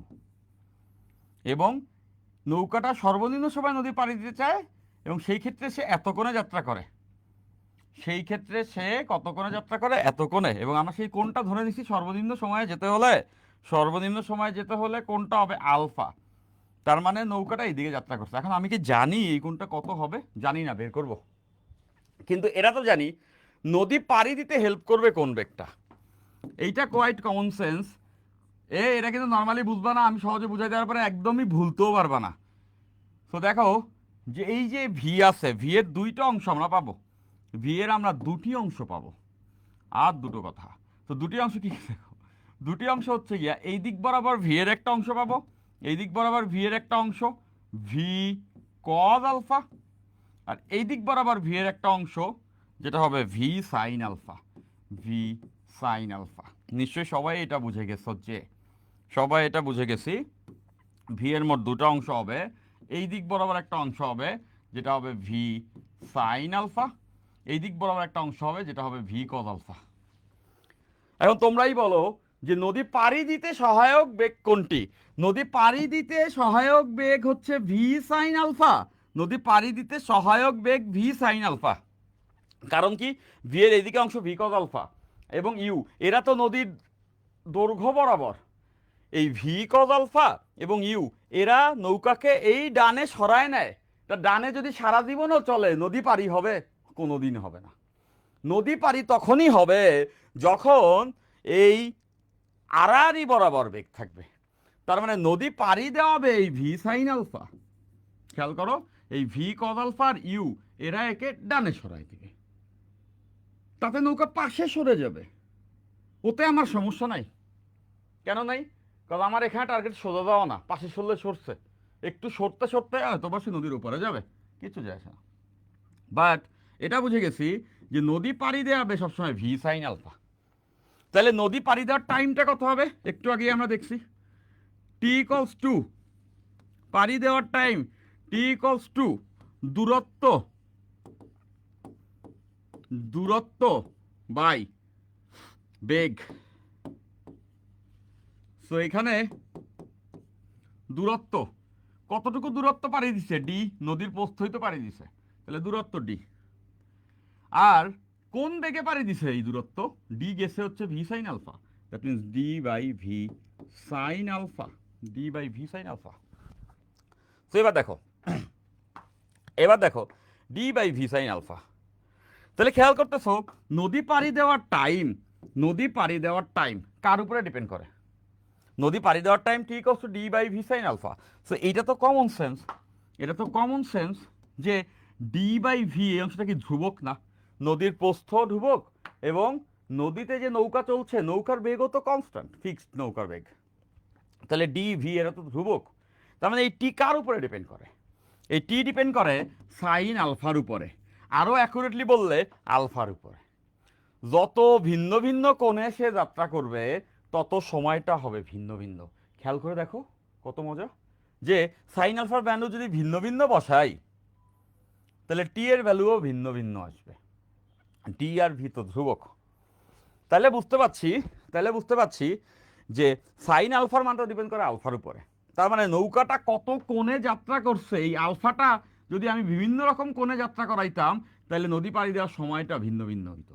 কিন্তু আমাদের দরকার কোন সময়? আমাদের হাতে তত সময় নাই, সময়টা যে বড় অল্প। সো আমরা চাবো সর্বনিম্ন সময় তাড়াতাড়ি নদী পাড়ি দিয়ে সারতে, আমরা কখনোই সময় নষ্ট করতে চাবো না। তো ওই জায়গা থেকে আমরা বুঝতে পারি যে খেয়াল করো সময় যদি মিনিমাম হইতে হয় তাহলে এই সাইন থিটার ভ্যালু ম্যাক্সিমাম হইতে হবে। কজ ভাগ করতেছি, খেয়াল করো কোনো কিছু দ্বারা যদি ভাগ করি যত বড় সংখ্যা দ্বারা ভাগ করব তত ছোট হবে। তাহলে আমি যদি সাইন আলফার সর্বোচ্চ ভ্যালু দ্বারা ভাগ করি তাহলে টাইমের সর্বনিম্ন ভ্যালু আসবে, মানে দ্রুততম টাইমে সে নদী পাড়ি দিবে। এখন সাইনের সর্বোচ্চ ভ্যালু জানি না এমন কেউ এইচএসসি পাস করতে পারবে না? সাইন আলফার ম্যাক্সিমাম ভ্যালু কত? সাইন আলফার ম্যাক্সিমাম ভ্যালু যে 1, এটা যে জানে না সে কখনোই সে কখনোই সে কখনোই সে কখনোই সে কখনোই এসএসসি পাস করতে পারবে না, তাই না? তো সাইন আলফা সর্বোচ্চ ভ্যালু 1, এখানে 1 বসাইলে সর্বনিম্ন টাইম পাবো। তাহলে দেখো তো সাইন আলফার সর্বোচ্চ ভ্যালু যদি 1 হয় আলফার ভ্যালু কত হতে হয়? সাইন 90-র ভ্যালু কিন্তু 1, সাইন 90-র ভ্যালু 1। দেখো আমাদের আলফা বের হয়ে গেছে। কত কোণে যাত্রা করতে হবে? ফিক্সড। সর্বনিম্ন সময়ে যদি নদী পাড়ি দিতে হয় তাহলে আলফা কোণে যাত্রা করতে হবে, মানে সেটা হচ্ছে 90 ডিগ্রি। এটা ফিক্সড। এই অঙ্ক আসলে এমসিকিউ ডিরেক্ট বসাবা। সর্বনিম্ন সময়ে নদী পাড়ি দিতে হলে কত কোণে যাত্রা করব? আনসার হবে 90 ডিগ্রি কোণে, আনসার হবে 90 ডিগ্রি কোণে। এটা করাও লাগে না, এই যে করছি এখান থেকেই আসছে। 90 ডিগ্রিতে যাত্রা করলে মানে সোজা যাত্রা করলেই সে সর্বনিম্ন সময়ে নদী পাড়ি দেয়। তো দেখো সাইন আলফার ম্যাক্সিমাম ভ্যালু যদি হয় এখানে তাইলে টাইমটা মিনিমাম, তাহলে সাইন আলফার ম্যাক্সিমাম ভ্যালু এখানে বসাই দিলেই মিনিমাম টাইম পেয়ে যাবো। তাহলে টি মিনিমাম কত হবে? টি মিনিমাম সাইন আলফার সর্বোচ্চ ভ্যালু বসাইতে হবে, সর্বোচ্চ ভ্যালু তো 1, এখানে 1 বসাই দিলে থাকবে ডি বাই ভি, এটাই নদী পাড়ি দেওয়ার টাইম, ডি বাই ভি। সহজ আনসার। সর্বনিম্ন সময়টা হবে ডি বাই ভি। আমাকে জানতে লাগবে নদীর প্রস্থ কত, আমাকে জানতে হবে স্রোতের বেগ কত। ডি আর ভি যদি আমি জানি সেক্ষেত্রে আমি সর্বনিম্ন সময়টা বের করতে পারবো, সেই ক্ষেত্রে আমরা সর্বনিম্ন সময়টা বের করতে পারবো। আর কত কোণে যাত্রা করতে হবে?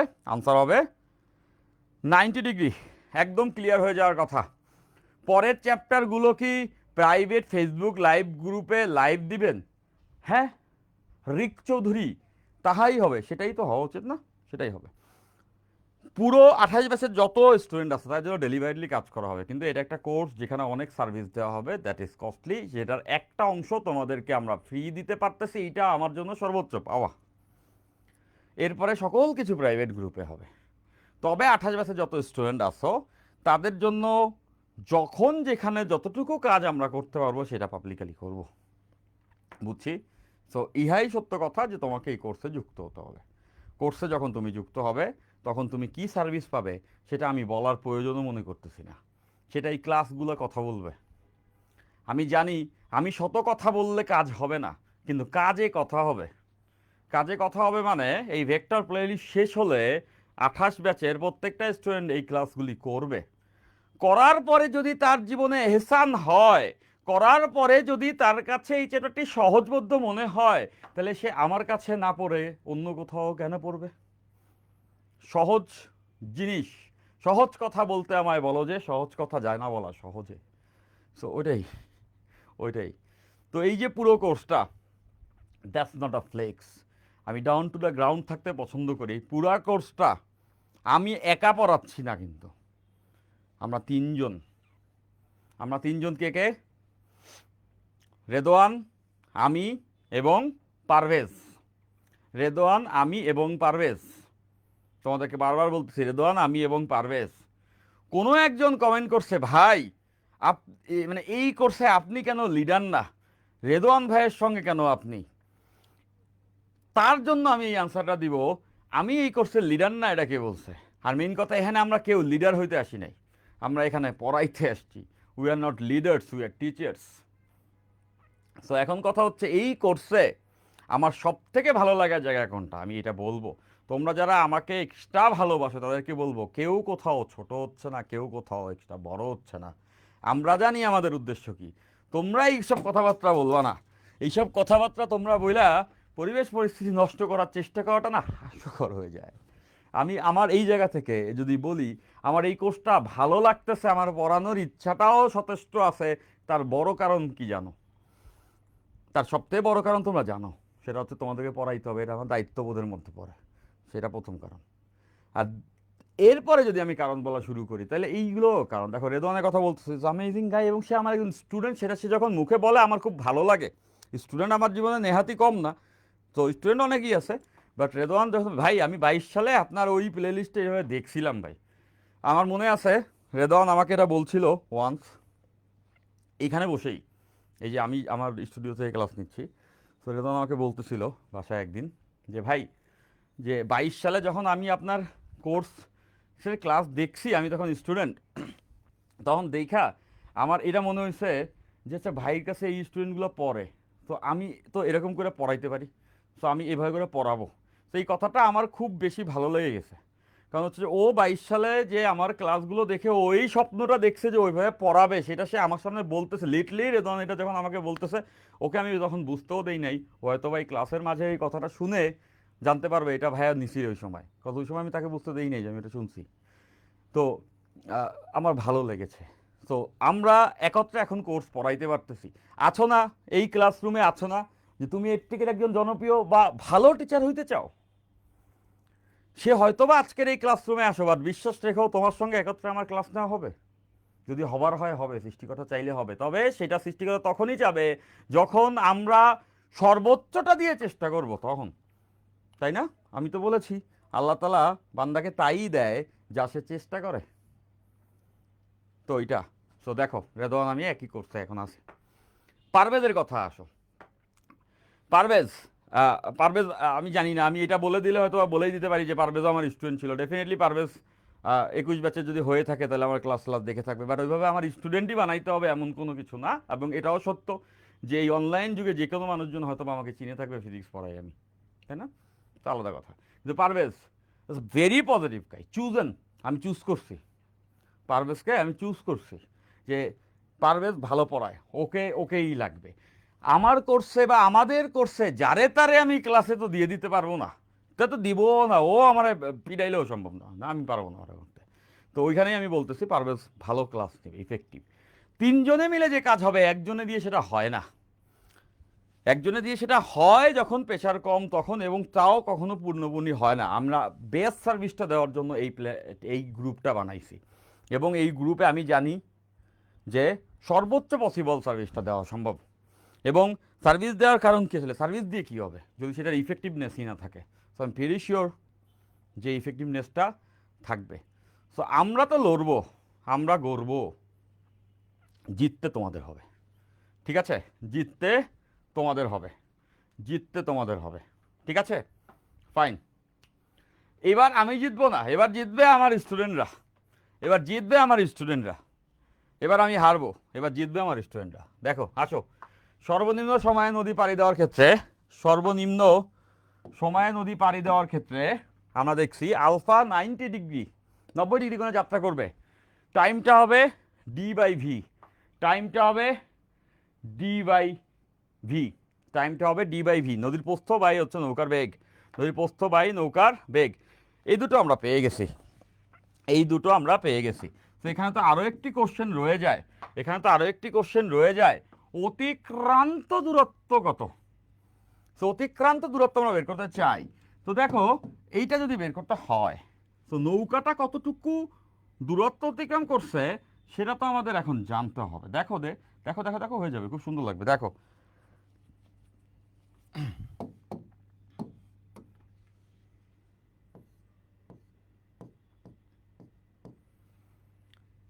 ইহা আমরা বুঝিয়া ফেলেছি যে, ইহা আমাদের বোধগম্য হয়েছে যে স্রোত এদিকে যায়, যেটাকে আমরা বলি স্রোতের বেগ ইউ। নৌকা যেহেতু সর্বনিম্ন সময় নদী পাড়ি দিবে, সেহেতু সে 90 ডিগ্রি কোণে যাবে, এবং সে কারণেই সেই দিক বরাবর যাবে। নিশ্চয়ই সবাই বুঝছো, একটু আগে আমরা বের করছি। এই ক্ষেত্রে নৌকা হচ্ছে, স্রোত হচ্ছে এদিকে প্রবাহিত হবে, আর নৌকা হচ্ছে এদিক বরাবর, নৌকা হচ্ছে এই দিক বরাবর যাবে 90 ডিগ্রি কোণে। তো এখানে কোনটা হচ্ছে 90 ডিগ্রি, এটা আমরা দেখে ফেলছি যে 90 ডিগ্রিতে যখন যাত্রা করবে তখনই টি মিনিমাম হবে, তাড়াতাড়ি নদী পাড়ি দিতে পারবে। কিন্তু নৌকাটা কি এ থেকে বিতে যায় পৌঁছাবে না, এদের লব্ধি কোন দিকে, এদের লব্ধি কোন দিকে? দেখো এদিকে ইউ, এদিকে ভি, এদিকে ইউ এদিকে ভি হলে সামান্তরিক বিধি অনুযায়ী লব্ধি হবে কর্ণ বরাবর। এই সেই কর্ণ, এই সেই কর্ণ, মানে এই দিক বরাবর তাদের লব্ধি কাজ করবে, লব্ধি বেগ। তাহলে নৌকা কোথায় গিয়ে উঠবে? তাহলে নৌকা তো আসলে এইখানে থাকবে না, নৌকা তো আলটিমেটলি এই বিন্দুতে যায় উঠবে, এইখান থেকে এইখানে যায় উঠবে। তাইলে সে কতটুকু দূরত্ব অতিক্রম করছে? খেয়াল করো, এই জায়গা থেকে সে এই জায়গাতে আসছে, সে এতটুকু দূরত্ব অতিক্রম করছে, এই অতিভুজটা, এই অতিভুজটা, এটাই বের করতে হবে, এটার দৈর্ঘ্য। সে কতটুকু দূরত্ব অতিক্রম করছে? নৌকাটা এখান থেকে এখানে আসছে, মানে তার অতিক্রান্ত দূরত্ব এতটুকু, এই যে এতটুকু, এতটুকু, এই রেখাটা বরাবর সে গেছে। এটা বের করতে চাই, এটা বের করতে চাই। তো দেখো এটা বের করা কোয়াইট সিম্পল, এটা বের করা কোয়াইট সিম্পল। কেমনে কোয়াইট সিম্পল? এটা তো নদীর প্রস্থ ভাই, এটা নদীর প্রস্থ। আমি যদি এই সমকোণী ত্রিভুজটা দেখি, এই সমকোণী ত্রিভুজটা দেখি, তাহলে এইটার এই যে লম্ব আর ভূমি যদি জানি, তাহলে এই অতিভুজ বের করতে পারবো, এটা অতিভুজ। দেখো তাহলে এটা তো নদীর প্রস্থ, এটা আমরা সবাই জানি, এইটা নদীর প্রস্থ, এতটুকু নদীর প্রস্থ, এতটুকু নদীর প্রস্থ। তাহলে এখন এইটুকু জানতে লাগবে। তো এইটুকু জানা তো খুবই সোজা, এই বিন্দু থেকে এই বিন্দুতে আসছে কেন? স্রোতের বেগের কারণে। এই বিন্দু থেকে এই দিকে আসছে স্রোতের বেগের কারণে। তো আমাদের এই সূত্র সবার জানা আছে না, S equals to VT, S equals to VT, definitely আমরা জানি। বেগকে সময় দ্বারা গুণ করলে অতিক্রান্ত দূরত্ব পাওয়া যায়। তাহলে এখান থেকে দেখো যে এই দিক বরাবর যে সরছে, সরার জন্য দায়ী বেগ ইউ। দেখো নৌকা ডানে সরছে কেন? এই স্রোত ঠেলে নিয়ে আসছে, স্রোত ঠেলে নিয়ে আসছে, মানে এই ইউ বেগের জন্য যে সরণ হয়েছে, that means you into T. আর টিটা কত? টি হচ্ছে টি মিনিমাম, টি হচ্ছে টি মিনিমাম। এবং টি মিনিমাম যদি আমি জানি, দেখো এস ইকুয়ালস টু ভিটি, ওই সূত্র অনুযায়ী এস ইকুয়ালস টু ভিটি, বেগকে সময় দ্বারা গুণ করলে সরণ পাবো। তাহলে এই বরাবর সরছে কতটুকু? এটা তো সরছে এই বেগের জন্য, এই বেগ সরাই দিছে ডানের দিকে। তো বেগকে সময় দ্বারা গুণ, বেগ তো ইউ আর সময়ের মান হচ্ছে টি মিনিমাম, টি মিনিমাম আমরা এই কথা জানি ডি বাই ভি। তাহলে এখানে বসে যাবে ডি বাই ভি। দেখো u into d by v, এইটা হচ্ছে এইটুকুর দৈর্ঘ্য। তাহলে এইটুকুর দৈর্ঘ্য u into d by v, আর এইটুকু হচ্ছে ডি। তাহলে অতিভুজ বের করা যাবে। অতিভুজটাই হচ্ছে অতিক্রান্ত দূরত্ব। তাহলে অতিক্রান্ত দূরত্বকে আমি বলতে পারবো অতিক্রান্ত দূরত্ব ইকস রুট ওভার, দেখো এইটা ডি আর এটা হচ্ছে u d by v. That means d square plus এইটাকে u d by v, u d by v whole square. Just Pythagoras দিলাম। দেখো এটা একটা অতিভুজ, পিথাগোরাস দিছি, ভূমিলম্ব জানি, অতিভুজের দৈর্ঘ্য পেয়ে গেছি, স্মরণ। তাহলে এখানে দেখো ডি স্কোয়ার কিন্তু কমন নিয়ে বাইরে নিয়ে আসা যায়, তাহলে ডি লিখতে পারবো, রুট ওভার আছে যেহেতু, রুট ওভার 1 প্লাস এখানে থাকবে U square by V square. এটাই হচ্ছে অতিক্রান্ত দূরত্ব। সর্বনিম্ন সময়ে নদী পাড়ি দেওয়ার ক্ষেত্রে নৌকাটা এতটুকু দূরত্বই অতিক্রম করবে। এটা হবে নদীর প্রস্থ, এটা নৌকার বেগ, এইটা স্রোতের বেগ, এটা স্রোতের বেগ। সবাই বুঝে ফেলছি? ক্লিয়ার? সবাই বুঝে ফেলছি? একদম সহজ, আমি সব কিছু ফর্মুলেট করে ফেলতেছি। কজ কেন করতেছি, সব কিছুই কি সূত্র আকারে মনে রাখা ইম্পর্টেন্ট? আমি বলবো অত বেশি বেশি সূত্র মনে রাখা ইম্পর্টেন্টই না। বেশি সূত্র যারা মনে রাখে তারা পরীক্ষা হলে সব ভুলে যায়। তখনই অনেক স্টুডেন্ট বলবে ভাই আপনি এই কথাই যদি বলেন তাহলে এখানে এইগুলোকে কেন সূত্র বলতেছেন, বুঝাইছেন? সেটাই তো আমি বুঝে গেছি। তাহলে তো স্মার্ট, ভেরি স্মার্ট। বোঝাটা যদি ওর মনে থাকে তাইলে তো অয় বুঝেটেন। কিন্তু আমি সূত্র এই কারণেই বানায় রাখছি, কজ এই অঙ্কগুলো এত এত কমন, এতবার তোমার এমসিকিউ নানা রকম ফর্মে আসবে, মনে হবে যে এই সেম কোশ্চেন বারবার স্যাররা আমাদের দিয়ে রাখছে, কারণ বিরক্ত লাগবে তখন। তো তখন তোমাকে এই সূত্রগুলো মনে রাখাচ্ছে এই কারণে, যাতে করে ধুপধাপ বসায় দিবা। দূর, এই যে আইসে আবার ঝামেলা, বসাতো, বসাও, আগে বসায় নাও। তো এই যে ব্যাপারটা আর কি, তো ওইটাই, এই জন্য এগুলো ফর্মুলেট করে দেওয়া, ঠিক আছে? ফাইন। Paracetamol, hello, hi. যে প্যারাসিটামল হ্যালো জানাইছে, আমি হাই দিয়ে দিলাম। প্যারাসিটামল,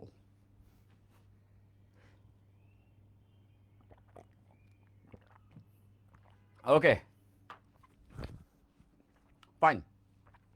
সো দেখো আমরা এই দুইটা কেস পড়ে ফেলছি। আমরা পড়ে ফেলছি সর্বনিম্ন দূরত্বে নদী পাড়ি দিতে হলে কি করতে হবে, সর্বনিম্ন সময়ে নদী পাড়ি দিতে হলে কি করতে হবে। তাহলে এবার আসো কি করতে হবে আমরা দেখি। এই যে আমরা কি করতে হবে দেখে ফেলছি, একটা অঙ্ক করব, একটা অঙ্ক করব, একটা অঙ্ক এখন করব। নদীর প্রস্থ, নদীর প্রস্থ, নদীর প্রস্থ 2 কিলোমিটার। নদীর প্রস্থ 2 কিলোমিটার।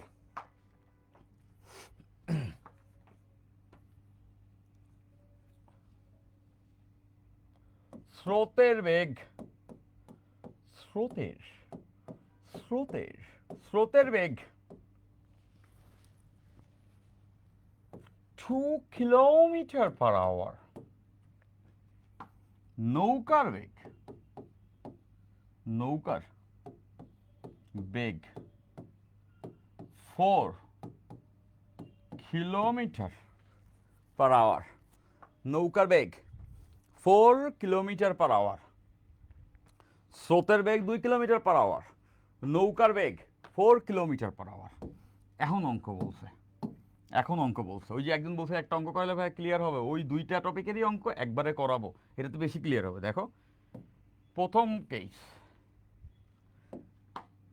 সোজাসুজি নদী পাড়ি দেওয়ার জন্য, সোজাসুজি সোজাসুজি নদী পাড়ি দিতে, নদী পাড়ি দিতে কত কোণে পাড়ি দিতে কোন দিকে রওনা করবে, কোন দিকে রওনা হবে, কোন দিকে রওনা হবে, কোন দিকে রওনা হবে, এবং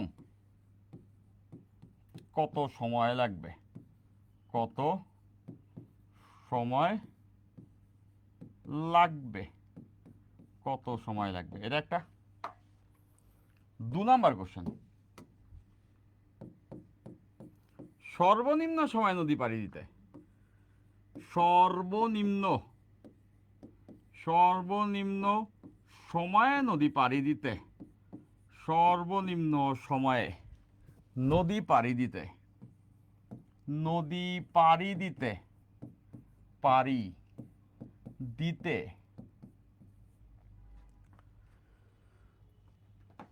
কোন দিকে, কোন দিকে রওনা হবে, ও কত সময় লাগবে, কত সময় লাগবে, তাই না? কত সময় লাগবে, হাত ব্যথা হয়ে যাইতেছে লিখতে লিখতে, লাগবে। এতে অতিক্রান্ত দূরত্ব নির্ণয় করো, এতে অতিক্রান্ত দূরত্ব কত, দূরত্ব কত। তো দেখো একটাই অঙ্ক আমি লিখেছি, বাট এর আগে যা আমি পড়িয়েছি সেগুলো এর ভিতরে সবগুলো অঙ্ক পারতে যথেষ্ট পরিমাণ আছে, তাই না? Just okay. একজন বলছো লাস্ট ক্লাস পাবো কোথায়, লাস্ট, তো লাস্ট ক্লাস পাবা হচ্ছে আমাদের ইউটিউব চ্যানেলে পেয়ে যাবা। হ্যাঁ, ইউটিউব চ্যানেলে, RMH এর ইউটিউব চ্যানেলে তুমি পেয়ে যাবা। এর পাশাপাশি ফিজিক্স ম্যানিয়াকের ইউটিউব চ্যানেলেও তুমি পাবা। তোমরা কি খেয়াল করেছো, আমি দেখতেছিলাম যে তোমাদের অবজারভেশন কেমন। 28 বছরের স্টুডেন্টের সঙ্গে আমার পরিচয় বলতে গেলে এটাই তোমাদের সঙ্গে দ্বিতীয় দেখা, তবে শেষ দেখা নয়। তো এটাই বলতে চাই যে তোমরা খেয়াল করেছো এখানে RMH লেখা। RMH তোমরা চিনছো, তোমরা রেদওয়ান্স মেথড, এখানে লেখা RMH, রেদওয়ান্স মেথড HSC, এটা হচ্ছে HSC সেগমেন্ট। আরও খেয়াল করে দেখছো ফিজিক্স ম্যানিয়াক, কে? আমি, ফিজিক্স ম্যানিয়াক। ম্যানিয়াক মানে জানো, পাগল, ফাইন। তো ফিজিক্স ম্যানিয়াক মানে ফিজিক্সের পাগল, okay fine. So physics maniac YouTube চ্যানেলেও পাবে, RMH ইউটিউব চ্যানেলেও পাবে, ইদার ওয়ে দুই জায়গাতে পাবে। তো তোমাদের জন্য মেসেজ, দুই জায়গাতে থাকবে, দুই জায়গাতে থাকবে, কজ দুইটা মিলে তুমি আসলে সম্পূরক ফিল করবা, পুরোপুরি ফিল করবা, ঠিক আছে? বুদ্ধিমানের জন্য ইশারাই যথেষ্ট, ফাইন, ওকে ওকে। এবার আসো আমরা এই অঙ্কটা করে ফেলতে পারি, কোয়াইট কমন সেন্স, এক এক করে আমরা ধরে ধরে করবো। সোজাসুজি নদী পাড়ি দিতে কোন দিকে রওনা হবে? তো এই যে দেখো, এই যে এই যে এই যে এই যে আড়াআড়ি বা সোজাসুজি নদী পাড়ি দিতে কোন দিকে রওনা হবে? Alpha equals to cos inverse minus you by B, alpha equals to, তাহলে আমি দুই ভাগে ভাগ করে ফেলি, যেহেতু দুইটা কেস। এই কেসে হচ্ছে সোজাসুজি, সোজাসুজি, এটা হচ্ছে সোজাসুজি, সোজাসুজি, সোজাসুজি, তাহলে সোজাসুজি যদি হয়, সোজাসুজি যদি হয়, তো প্রথমে বলছে কোন দিকে রওনা করবে। আমরা আজকেই সূত্র শিখলাম যে সরাসরি নদী পাড়ি দিতে alpha equals to cos inverse minus you by V. শিখছি না? অবশ্যই শিখছি, এই যে শিখছি, এই যে লিখছো তোমরা এটা। তাহলে দেখো যে কজ ইনভার্স মাইনাস ইউ এর ভ্যালু কত? ইউ হচ্ছে স্রোতের বেগ আর ভি হচ্ছে নৌকার বেগ, তাহলে বুঝতেছ -2/4। তো এটা করা লাগবে না, এটার আনসার আসবে 120 ডিগ্রি, 120 ডিগ্রি, আমি জানি এটা কজ ইনভার্স মাইনাস হাফ 120 হবে। ওকে, পেয়ে গেছি, এটা একটা ডান। এবার কি বলছে, কোন দিকে রওনা হবে শেষ, কত সময় লাগবে। সো এটাও আমরা দেখেছি, কত সময় লাগবে, এই যে সময় বের করার সূত্রটা, D by V sine alpha, D by V sine alpha, D by V sine alpha. তাহলে সময়টা লাগবে T equals to D by V sine alpha. So alpha এখানে বের করা আছে, ডি বলা আছে নদীর প্রস্থ 2 কিলোমিটার, আমি কিলোমিটারেই বের করব, তাহলে এখানে 2 বসায় দিছি। ভি এর ভ্যালু বলছে কত, ওই যে দেখো 4, কিলোমিটারেই সব বসাচ্ছি, উপরেও কিলোমিটারে নিচেও কিলোমিটারে, সমস্যা নাই তো, একই অনুপাত হইলে, একই একক হইলে কিছু যায় আসে না। আর এইখানে হচ্ছে 120, তো এখান থেকে টি আসবে, এবং টিটা কিসে আসবে, ঘন্টায়। দেখো আমি কিলোমিটার পার আওয়ারে বসাইছি কিন্তু এই ভ্যালুটা,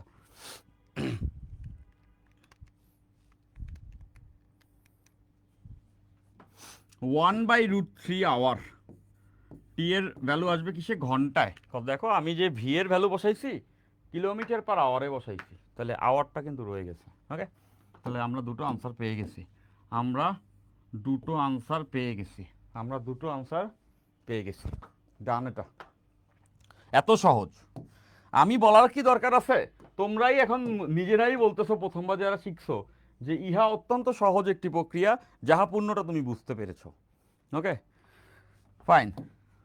আর আমি গুড ফিল করতেছি, আমি এটা বুঝাইতে পারছি। ওকে আচ্ছা, তো এবার আসো যে এমনি মজা করে বললাম, এটা বুঝাইতে না পারা কি আছে। তো 2 নম্বরে হচ্ছে সর্বনিম্ন সময়ে, এখানে সর্বনিম্ন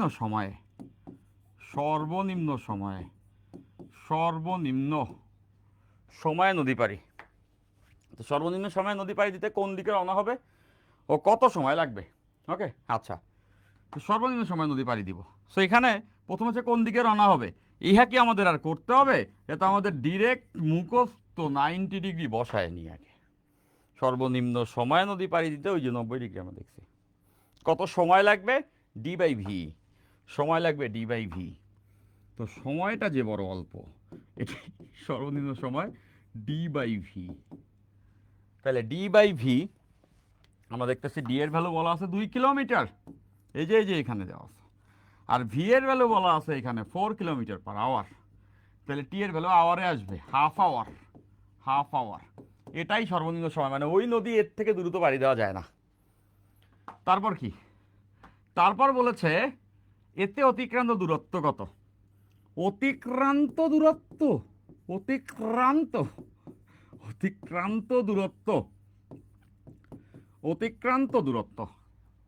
দূরত্বই কষ্ট। আমরা দেখেছি যে D √1 plus u/v whole square, isn't it? এই যে একটু আগে আমরা এটা দেখেছি, এই যে সো এখানে ডি এর ভ্যালু জানি, ডি এর ভ্যালু কত? 2 কিলোমিটার। ইউ এর ভ্যালু 2 এবং ভি এর ভ্যালু 4। সো এখানে বসাই দিব, তাহলে আমি পেয়ে যাব অতিক্রান্ত দূরত্ব কত ছিল। Okay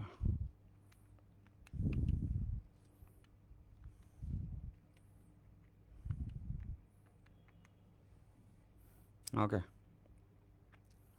fine. √5 কিসে আসবে? কিলোমিটারে। দেখো আমি কিলোমিটারে বসাইতে সব কিছু, কিলোমিটার পার আওয়ারও ছিল। ফাইন। তো এবার দেখো যে আমরা অতিক্রান্ত দূরত্ব বের করে ফেলছি। এখান থেকে স্পেসিফিকলি আরেকটা জিনিসও জানতে চাইতে পারতো। এখানে বলতে পারতো পার্শ্ব সরণ কত, নৌকার পার্শ্ব সরণ কত চায় নাই, তাও তো বলতে পারতো নৌকার পার্শ্ব সরণ, নৌকার পার্শ্ব সরণ। তো এই শব্দটা শুনেই অনেক অবাক হবা। পার্শ্ব সরণ কোনটা? পার্শ্ব সরণ মানে পাশে কতটুকু সরছে। দেখো এখানে পাশে সরছে না এতটুকু, এই যে পাশে এতটুকু সরে গেছে না, এইটাই পার্শ্ব সরণ। কতটুকু পাশে সরছে, এটা পার্শ্ব সরণ। এটা আমরা জানি u/v, এটা তো আমরা এখানেই বের করছিলাম u/v। পাশে কতটুকু সরছে, u/v বা u/v ইন্টু ডি, এটাও চায়। তো পার্শ্ব সরণ হচ্ছে u/v ইন্টু ডি। পাশে কতটুকু সরছে, তীর বরাবর, এটাকে এভাবে বলে তীর বরাবর কতটুকু দূরে গিয়ে উঠবে নৌকা, তীরের দিকে কতটা দূরে চলে গেছে। তো দেখো ইউ এর ভ্যালু বলা আছে 2, ইউ এর ভ্যালু বলা আছে 2, ভি এর ভ্যালু 4, ডি এর ভ্যালু 2। তাহলে আনসার 1 কিলোমিটার, যেহেতু সব কিলোমিটারে বসছে কাটাকাটি গেলে। ও ও সবাই বের হয়ে যাচ্ছে কেন? সাত বলছো কস ক্লাস শেষ হয়ে গেছে তাই। সবাই বের হয়ে গেলে কিছু যায় আসে না, সবাই বের হয়ে যাচ্ছেও না, সাবজনা মাইর দিয়ে বের করে দিতে ইচ্ছে করতেছে। যাই হোক, ক্লাস শেষ হয়ে গেছে, তাই ক্লাস শেষ হওয়ার টাইম হয়েছে এবং অনেক লম্বা হয়ে গেছে, ক্লাস 2 ঘন্টা হয়ে গেছে। সো আমি একটু লম্বা ক্লাস তোমাদের এখন নিচ্ছি, 1.5 ঘন্টা ক্লাস, ঠিক আছে ফাইন।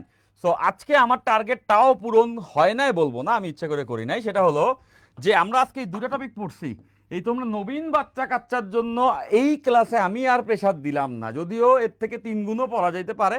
বা তোমরা কেবল ভেক্টর পড়া শুরু করছো, তাও আবার তোমার রেজাল্ট দেয় নাই, কলেজ ভর্তি বহুত বাকি। এখন এত প্রেশার দেওয়া মানে হচ্ছে গিয়ে হুদাই বলা মানে স্পয়েল করা। So I wouldn't do that. Fine. যে কোনো দিকে যাত্রা এই টপিকটা কিন্তু আমি আজকে পড়ালাম না। কেন পড়ালাম না? কজ আজকে যতটুকু আমরা পড়ছি এটাকে তোমরা হজম করে ব্রেনস্টর্ম করো।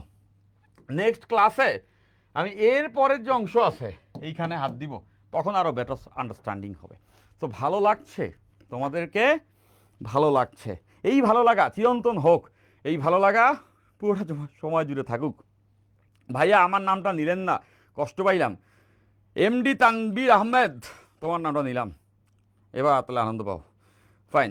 তো এবার দেখো যে আমরা আজকে ক্লাসে কী পড়েছি। আমরা ভেক্টর 2 নম্বর লেকচারে নদী নৌকার যে টপিকগুলো বয়ে আছে ওই টপিকগুলো দেখে ফেলছি। এখন যেহেতু কোনো দিকে যাত্রা করলে কী হবে সেটা আমরা দেখব। দুটো ক্লাস হয়ে গেল, এক্সট্রা কথা বলার প্রয়োজন নাই, তবে এতটুকু ডেফিনেটলি চাই, নোট করে পোস্ট করবা।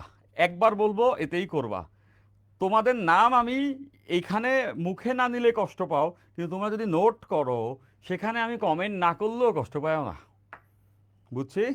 কিন্তু এটা মনে রাখো, ওখানে যে কমেন্ট করার থেকে বেশি ইম্পর্ট্যান্ট যারা যারা নোট করে তারা আমার প্রিয় স্টুডেন্ট হয়, কজ আমি জানি সে পড়াটা পড়ছে। সো ওইটা করে অবশ্যই তোমরা পোস্ট করে দিবা। এটা গেল একটা, পড়বা সেটা একটা। আর কি আজকে ক্লাসের জন্য আর কিছু না। So that's it. ওয়ার্ল্ড কাপের সিজন চলতেছে, রাইট বিরাইতে খেলা টেলা দেখা মানুষজন টায়ার্ড হয়ে যায়।